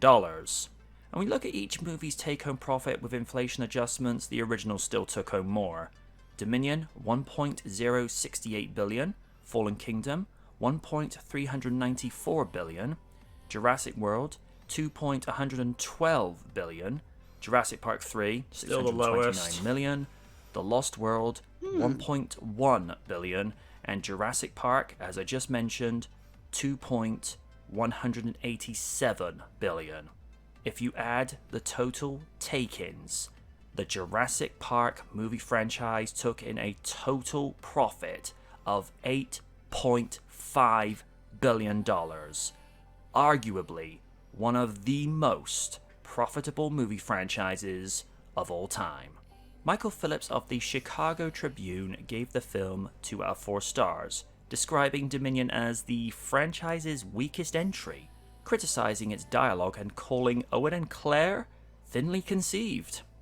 For Rolling Stone, David Fear wrote that compared to the original Jurassic Park, Dominion feels like a contractual obligation at best and a DOA attempting to wring one last drop out of an already depleted brand at worst. Mark Feeney of the Boston Globe wrote, "The movie has its moments, and the CGI really is fabulous, but this go-round feels fairly tired. It's also too long, and much of it is paced in a somewhat leisurely fashion." Bilge Eberai, hope I pronounced that correctly, The of extended Vulture.com cut is wrote, nearly "While it's certainly 2 and nice 3 to see 2 hours and Dern, 3 and Neal, and 45 Goldblum play minutes. these people again, it'd be nicer if the script gave them well-written dialogue or placed them in interesting situations." At the start of this mini-series on June 11, I asked this question. Jurassic Park.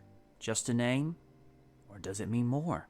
I think it means so many things to so many people. For some, it was their first movie experience at the cinema. For others, it ignited their desire and passion for storytelling, to many wanting to get into the art of filmmaking. And for others, like myself, it spawned a lifelong desire to be able to show a love and passion for movies and escapism through the art of movie reviews and being able to show others the way we see it. I was a kid when Jurassic Park first came out in the summer of 1993, and I still have the same love, passion, and enthusiasm and respect for the movie. I just like to think I'm a little wiser in understanding the themes, messages, and nuances of the story 30 years later. For Dominion, dependent on whom you speak to, it's been enjoyed on DVD, Blu-ray, and 4K since 2022. As for the franchise as a whole, I thank you for taking this journey with me on a franchise that has been near and dear to me since I was a kid. Talking about Jurassic Park on I'm my MJ TV, Knight, we're just showing some and Jurassic this Park toy was the commercials. experience of the Jurassic Park movie franchise. Well, Jurassic World to be exact, but you know what I mean. Yeah. And that's me being nice.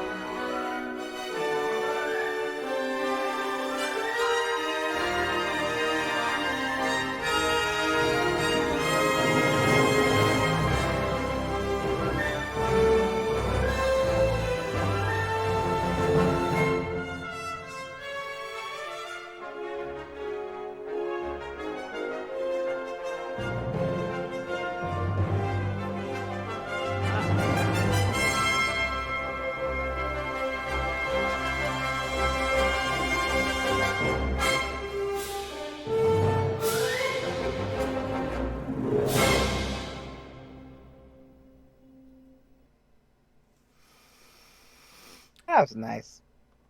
Mm-hmm. Yep. I remembered thinking as it was getting closer and closer to how I was going to end it, it's like, you've never reviewed all 6 movies before in that order, which was why I was very hush-hush about what I was doing that summer, because last year's taught me anything. Don't talk about your plans, just show the results. I just kept trying to think of how would I do it, and then I was just listening to the theme one time, and I thought, that's actually not a bad way to end it. And I thought, why don't you actually do as you did for Blue Reflections and Fast Memories and actually thank people that have either inspired you or helped you along the way? And I just thought that was the best way to do it. It's just a shame that the series had to end with Dominion, because if Fallen Kingdom was convoluted enough, I mean, Raiden already had his opinions because he actually did go to the theater to see that, but when he heard what was happening in Dominion, he's like, what?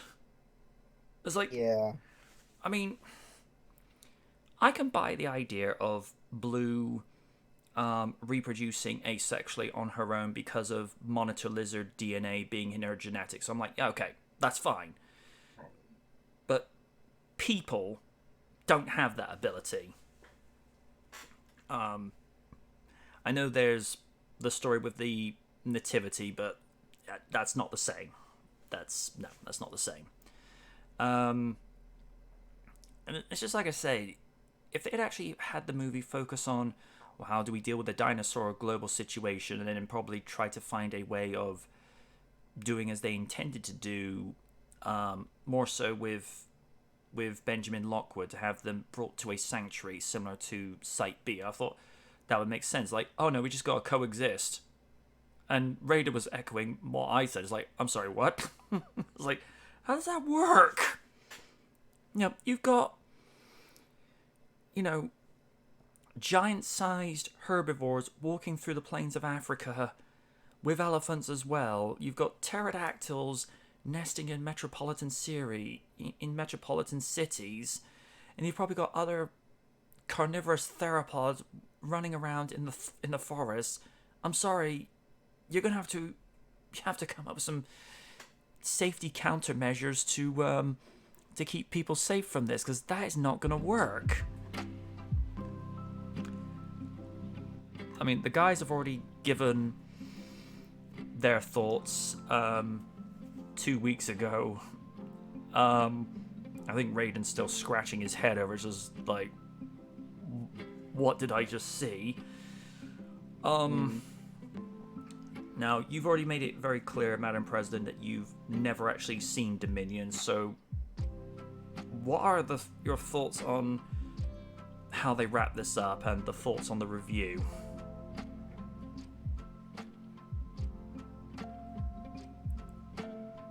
Lids? Sorry, folks, we seem to be having technical problems. Oh dear. Lids? Hmm? Ah, there you are. Oh, sorry. What was that? Because you said you haven't seen Dominion, what are your thoughts on how the story progressed in Dominion and eventually wrapped up the Jurassic Saga, and thoughts on the review? Well, the story of Dominion was okay. I mean, it was a little wonky, especially considering the fact that we didn't focus on humanity coexisting with dinosaurs. We focused on something completely different, where it's like, why? We could just focus on that, but okay, we're creating evil locusts. All right, fine, whatever.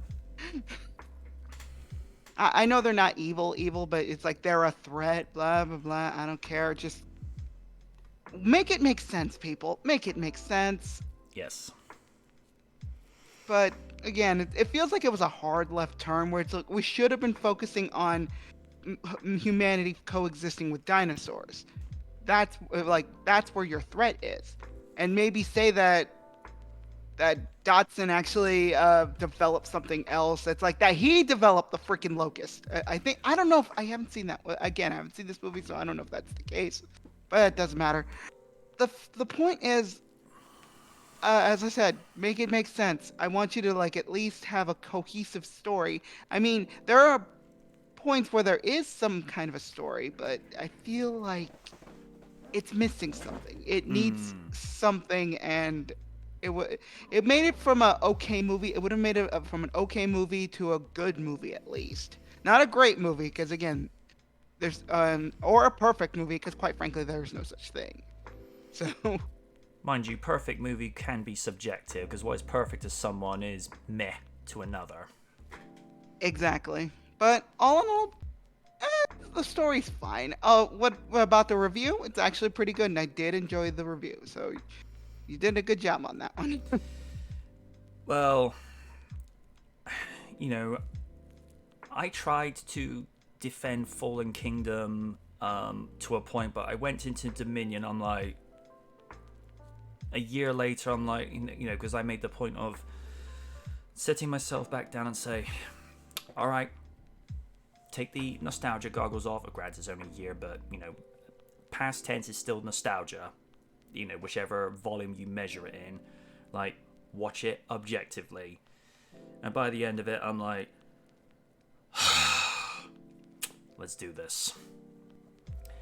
The one thing I will say, you kind of missed out on Silly Shadow as Rexy, because, right, for context, for the joke coming up, I wanted her to voice Rexy to make her sound like Wendy Malick from the Owl House, because when you get the context of the joke, it would make sense.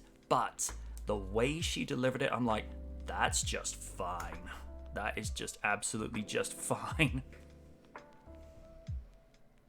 And Rexy's tranquilizer wears off, and she wakes up angrily, like someone had told her that Disney had cancelled the Owl House. They did what? It had 3 seasons left in it. Bring me the mouse. Public domain's coming for you. Oh, is it the joke that we're talking Yeah. about? Hold up, is it? Yeah. Mm-hmm. I mean, I'm already set on 0, so whenever you guys are ready, because this is more for Lids' benefit. Okay. Mm-hmm. I'm at 0. Yep. All right, I'm at 0. Mm-hmm. 3, 2, 1, play. And Rexy's tranquilizer wears off, and she wakes up angrily, like someone had told her that Disney had cancelled the Owl House. They did what? It had 3 seasons left in it. Bring me the mouse. Public domain's coming for you.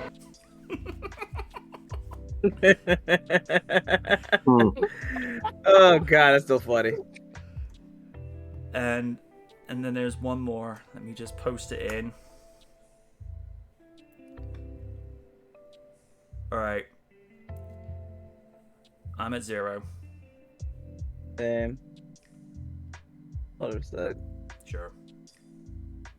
I'm there. All right, I'm ready.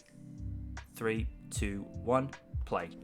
And in true classic Jurassic Park style, Rexy signs off giving her final thoughts. Owl House for life.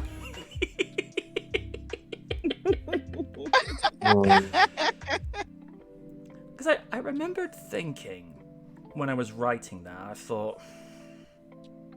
Because originally, I wanted Win to do this, but Win was having IRL situations at the time, so I knew she wasn't going to be available. So I asked Silly Shadow, can you do this, but make her sound like Ida? And what she produced anyway, it's just like, well, it's not what I asked for, but I'm going to use it anyway because that was on point.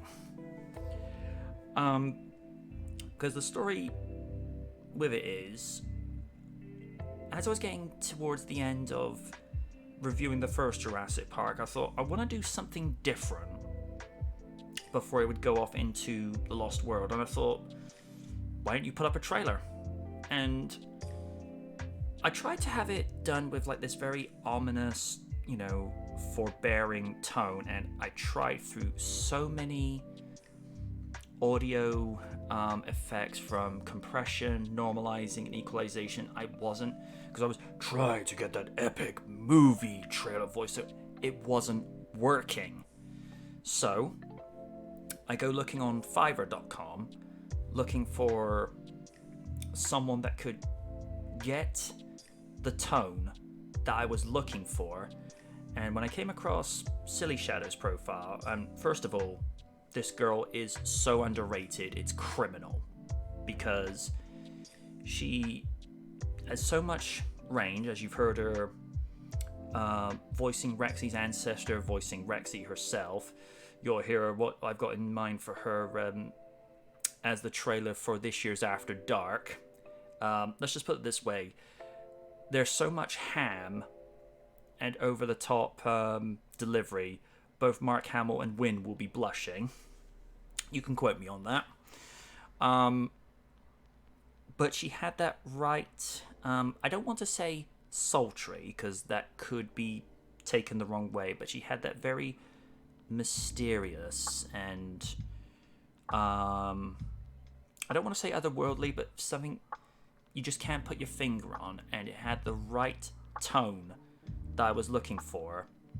There was only like one minor hiccup, because originally in her delivery, Jurassic sounded like Jurassic, and I said, it's good, but there's just that one little hiccup with that delivery, and she does, I think, only one do-over for free.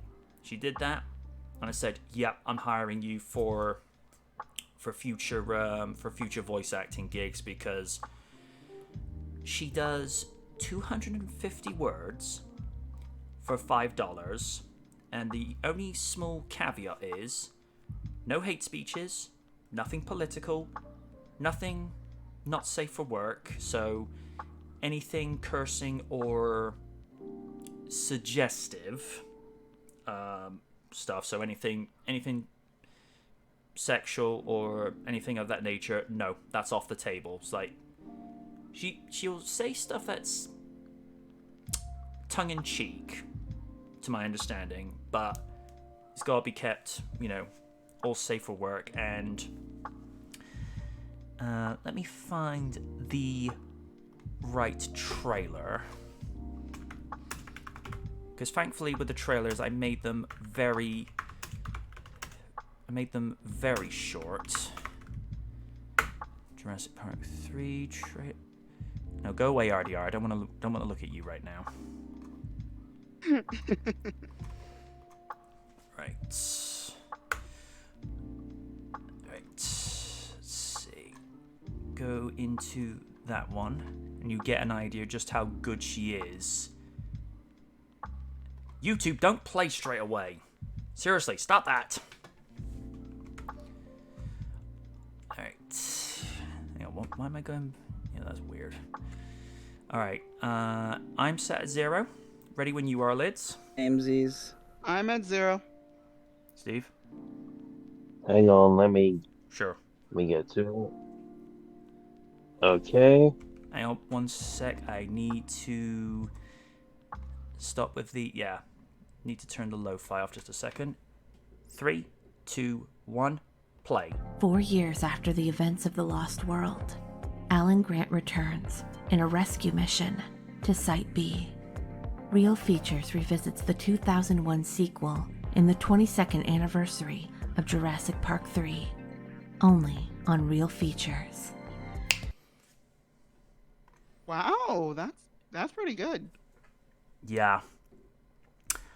I had her voice the Velociraptors in JP3, because, yeah, I reused that joke but just did a slightly different take on it this time. Had her voicing Blue, Rexy, and the I-Rex, but what I did for Jurassic Park 3 and Jurassic World, because I had reviewed those recently, what I just said was, right, well, I'll just do that as like a catch-up, because those two reviews were done within a year of each other, because I have this thing where if it's less than 5 years since I reviewed it last, I'm not going to do a fully fledged review because, again, we only did Jurassic Park 3 2 years ago, so I wasn't going to do a full on review. So that and the stuff that she did as both Blue and Rexy,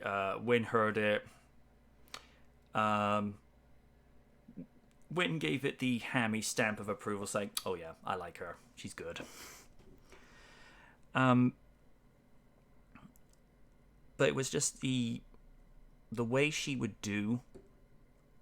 Like I said, there's very sort of mysterious tone to her with a little bit of. I noticed there was a slight southern rasp in her delivery.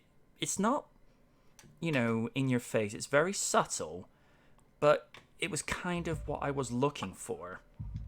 And, well, at the end of the Dark Knight review, which I've only just started doing the basic edits, you're going to find out how much further her range can be extended to, because, like I said, this girl deserves more praise. I'm trying to get a dialogue set up between her and Win, because Win kind of wants to pick her brain about how to get started up on Fiverr as a freelance voice artist, but Win is, again, wording this carefully, she's very careful with what she does, and I've just said to her, like, it could be like a small little side money earner for you, because you are decent as a voice actress. And of course, as we all know, she'll say that she's not, but it's like, we know you're humble, I respect that, but you're good. Because otherwise, why would I have not gone back to her for some of the various acting jobs I've given her? Although the stuff that she did with the Jurassic Domino's commercial, that still gets me to this day. I was not expecting her to go that ham with it. I think it still gets Liz when she goes, "I want human and pineapple." Oh dear. And I've said this once or twice before. I was just walking outside the store, just walking around the parking lot one particular afternoon. I'm like, I want to use a gag with the Velociraptors again, but what could I do? And then for whatever reason, pizza entered my mind. I'm like, what kind of pizza would dinosaurs go for? And then I sort of thought, human and pineapple. I'm like, okay, that'll do. It was as casual and as inspontaneous as that. But yeah, what I try to do is, if I'm hiring her for any, whether it's setups, gags, or voiceovers for trailers, I try to get about 3 trailers set up so that I'm not paying $5 separately each time. It's like, why not just pay the $5 in a row for, say, 3 to 4 acting jobs, and then you're not burning through your reserves so quickly.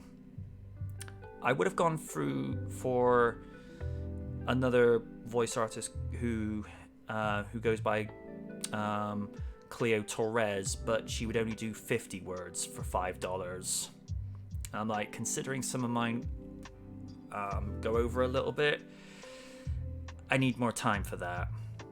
I even got her to do a quick thing for my brother, because I was using a quotation of his for the first Jurassic Park movie.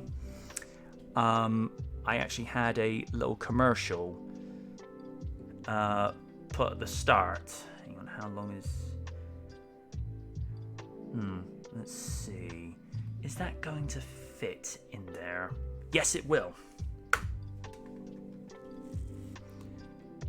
Alright, me kill the lo-fi a second. I'm at 0. Let me say. It's in the Discord. All right. Yeah, I'm at 0 now. Steve? I'm at 0. Oh, Steve's gone. Shit. Oh, he said be right back, so... Okay. 3, 2, 1, play. Before our feature review, if you want good commission pixel art, head on over to deviantart.com/randomdc3. Random, one of the best at pixel art. He didn't even know I did that for him. 'Cause he saw... Oh, that's nice. Well, I figured, as well as, quoting him, like, give him a little something. He's like, wait. You got her to do that? I'm like, yep. And then it would go into the a recreation of the Jurassic Park opening, but I tweaked it so that the coloring and the saturation wasn't all off, and I actually used the font and coloring system much closer to the font used in the first movie, just so that it was more accurately recreated. And yeah, I know Kaiju doesn't like the idea of me using the extended intros, but I'm like, it's Jurassic Park. People love that sort of haunting, slow build-up of the music. And then when it went into the subsequent reviews, it was just the studio reveal, then straight in. Although for Jurassic Park 3, I actually opened up with the scene from the auditorium. Are you saying you wouldn't want to get onto a plane to Isla Sorna and study them if you had the chance? No force on earth or heaven could make me get on the island. Cut to me. Oh, you're going to regret saying that, and then cut to the reveal. Because as soon as he said that, when I was writing the reveal, I'm like, oh no, you shouldn't have said that. But we all know how much of a clusterfuck that movie was. Even Nick has said Jurassic Park 3 was just cheap, and I'm like, sir, that's being far too kind for what I could phrase it for. But as I said to the guys a couple of weeks ago, if Wynn is not available to do a small skit as Harley Quinn, I will be getting Silly Shadow to voice Harley. And, well, there's a part of me that wants to show the trailer for Halloween now, but I'm like, no. Save it for the ending of The Dark Knight, because, like with a lot of things, I like to catch you guys off guard just to hear your reaction and be like, ooh. But, what do you make of the additions of trailers being added in lids? Good to announce to people what's coming, or do you have a different opinion?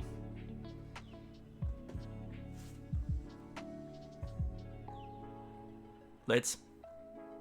What? Ah, there you are. Sorry. What was the question? I got a little distracted. That's fine.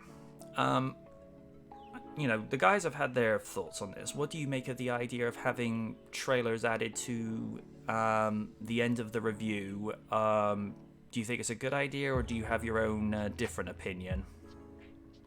I don't see a harm in that. Like, it's like in a way a coming attraction, or like stick around for the end so that you can know what's coming next. I feel like it's a good idea.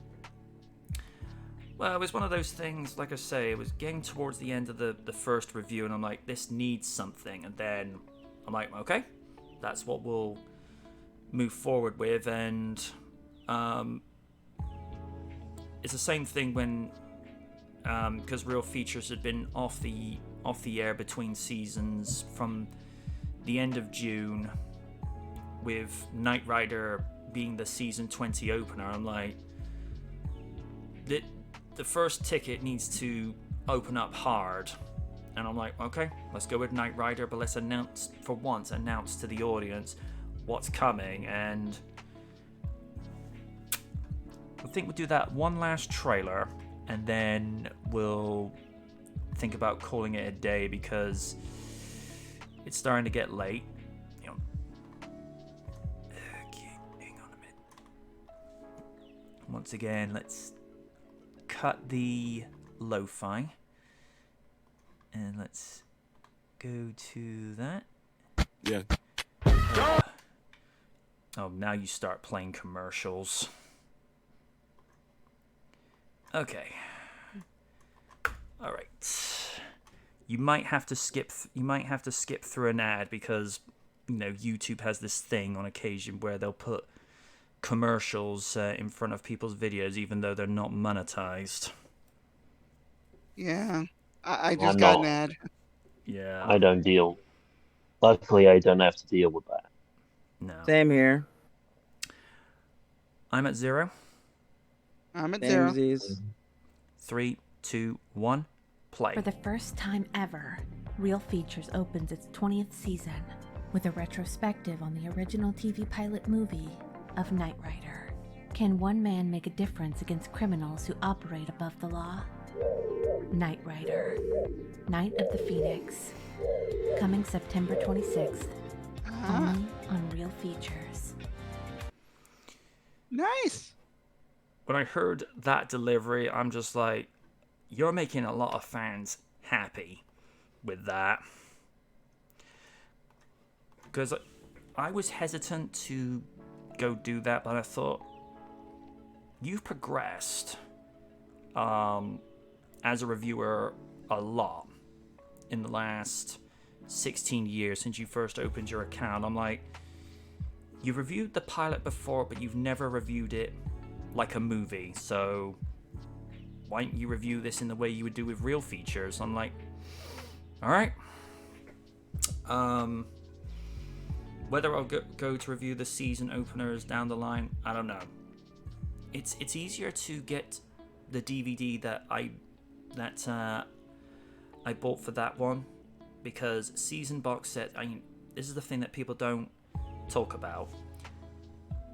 When you download from a DVD, you're actually warping the DVD each time you're doing it. It's not like when you say you download music from a CD onto your computer to then use on iTunes and then put on your iPod, or nowadays your phone, because you're not actually harming the disc. When you do it with DVDs, there's a lot of complications that add to it. So I'm not going to do that to my box set DVDs because those cost a lot of money. Well, at the time they did. Now they're going for cheap as chips. But you go for the slightly more affordable alternative and you just buy a standalone disc. I mean, this is what I do with the movie reviews. You know, buy the DVD, don't harm your Blu-rays because they're not cheap. Especially 4Ks. Oh, no. I mean, absolutely. I mean, my 4K copy of Sonic the Hedgehog, £30. But keep in mind, at the time on Zavi, this was a Steelbook edition with a t-shirt offer as well, so partially stands to reason. But that's pretty much the future of, you know, how Real Features is, you know, going to move forward, and probably at some stage I will start retweaking the audio where more reviews go over to Rumble, because I'm not going to start taking down reviews that I've had up for years on YouTube, because that's just pointless. If I do like a remastered version years later, I might put it up on there, but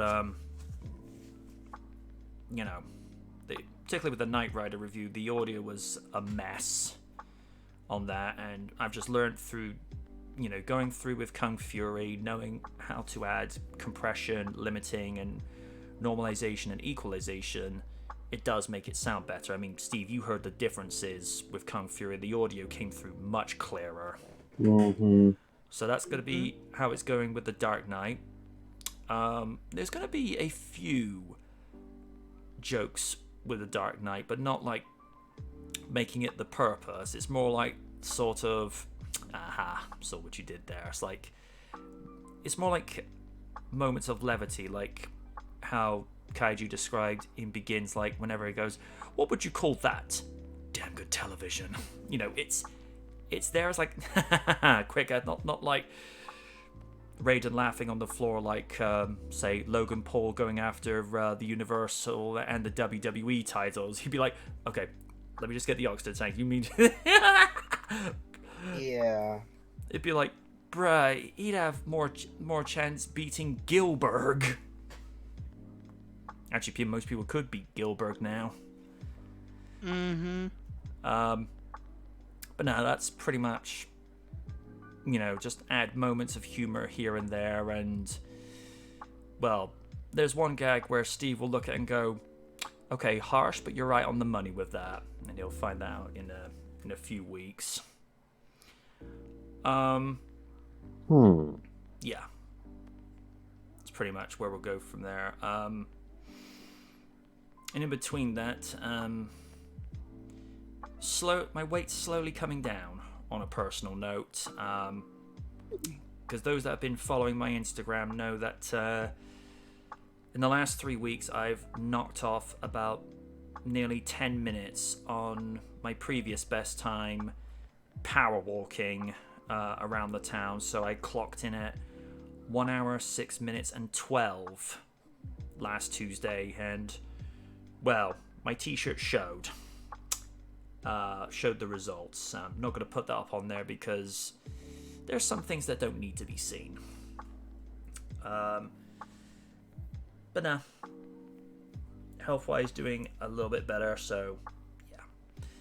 And because we're getting much closer to where we were ending last week, unless anybody has anything further to bring to the table quickly, I think we'll end it here this week. So does anyone have anything? No? Oh, I would have something, but it's going to be too long, so maybe another time. All right. Yeah, same. DM the details for me, and then I'll put it down for episode 212 next week. Okay. Mm-hmm. And just as a reminder, folks, in 2 weeks, for 2 weeks, SKL is back at its former time of 9 p.m. in the evening UK, 4 p.m.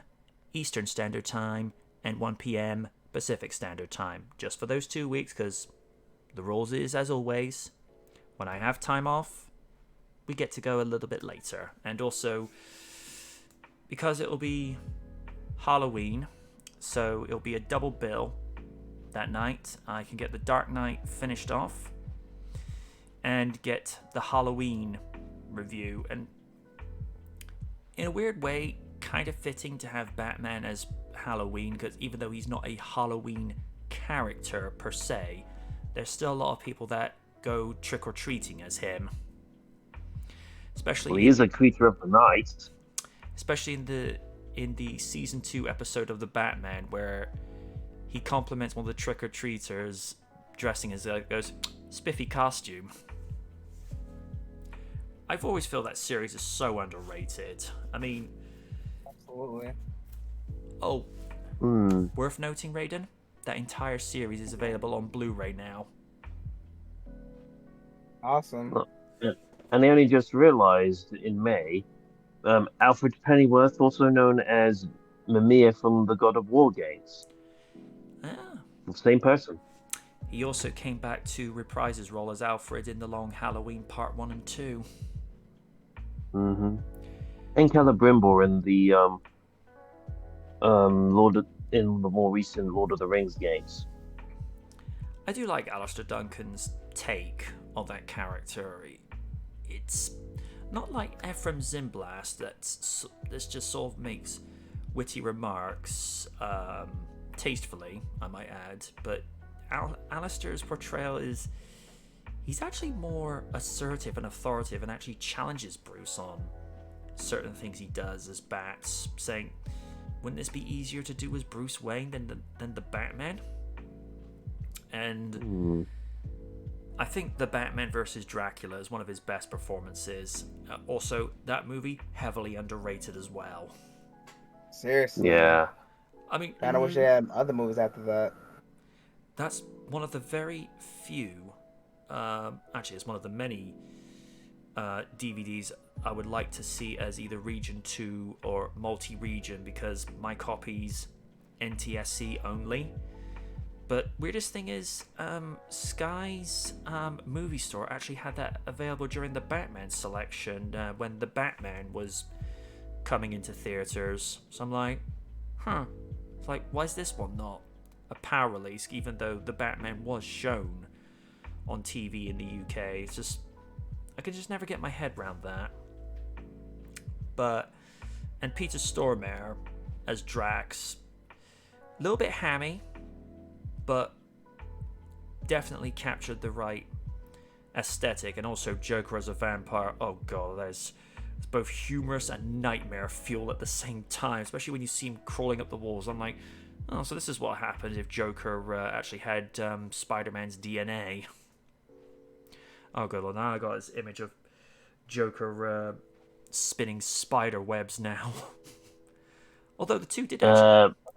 Funny thing, the two did actually have a crossover once. It's true. Spider-Man and Joker. He did, yeah. Okay. And images of that. Just a shame they're doing that pretty much in the comics nowadays. With for some reason they've put Green Goblin persona into Spider-Man. Yeah. What? Yeah, apparently because of Marvel wanting to screw up a Spider-Man more, apparently due to some sort of mystic So basically, they another all the sins. weird Spider-Man thing. Nah, in this case, it's more or less of the sins of Norman Osborn, which basically made, including the Green Goblin persona, have now been injected into Peter Parker. What? Oh lord. Okay. Yeah, I don't get it. I don't get it either. The writers just don't care for Spider-Man anymore. Well, think about it. Marvel writers don't really care for any of their characters. To quote Oni from Season 8 of RDR, this shit makes no sense! Fix it! Fix it! Because the setup was, WrestleMania 30 originally was going to have Batista winning the title from Orton, and Orton would get a rematch with Batista, and everyone's like sort of trying to get their head around, and you hear Oni go, this shit makes no sense! Fix it! Fix it!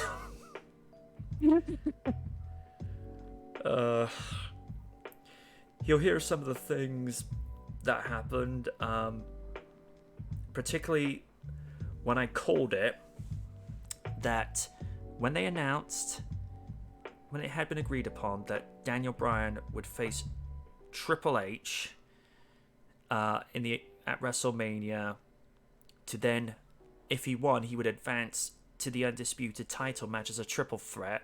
Oni said no. If Triple H beats him, that's it. He just beats him. And I said, but what if Triple H wins? And then 2 to 3 weeks later, and everybody send your hate mail, pitchforks, fire torches to MJ Knight, because fuck you. Because if C wins, he'll add himself to the minute. I called it. And Weavile was losing it to the point where he was playing sound clips of the AVGN saying, it's time to start dropping some F-bombs. F, F, F, with explosions. Which led to Ellie going, it's like, I hope it gets so much better. Delightful. How's the steak? It's delicious. My god. And as Alma going, if this was me getting any more expressive, this would be like a prono. It's like, Elman, it's only a prono if you have a triple threat match involving Heath Slater, Justin Gabriel, and Christian in a triple threat match. Like, yes, that's actually kind of true. The irony, I wanted to get out of RDR during Season 8 because of how bad Season 7 was, and yet Season 8 was our best one. I don't know. We will conclude it here, folks, because I think in my efforts to try and send us off, I've ended up making this longer than it needs to be, but hey, it's SKL. You know, we'll talk about everything but anything. Thank you once again to the common sense that is Sir Stephen.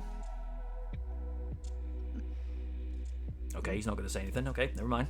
Yes. Oh, To there the- he is. To the forthright badassery that is Madam President, vote Kitsune 2024. Trust me, she will make Twitch awesome. Yes, I will. And to the forthright and wisdom that is the Cyber Raiden, thank you to him as well. I do what I can. Very humble. I like that. Or what was it as oh,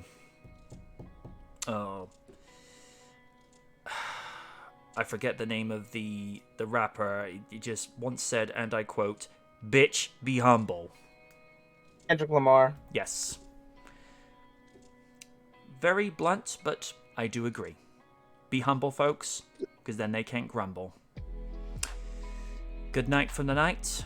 And also, do not forget to watch Oni's and Kitsune's respective streams at twitch.tv/OniRakaku and twitch.tv/Kitsune Rakaku. Give them plenty of subscriptions and bits, and who knows, maybe Oni can finally get that dream holiday he's always wanted to go on, and Kitsune can do whatever she wants to do. Well, it is technically my money, so. Yeah. Also, don't forget to check out twitch.tv/xnuclearshark and twitch.tv/blondays. Daisy is an amazing, sweet and adorable, but a little bit snarky and sarcastic streamer, kind of like an adorable one we know, but real fun to watch. Check those respective ones out, and we'll see you next time. Good night.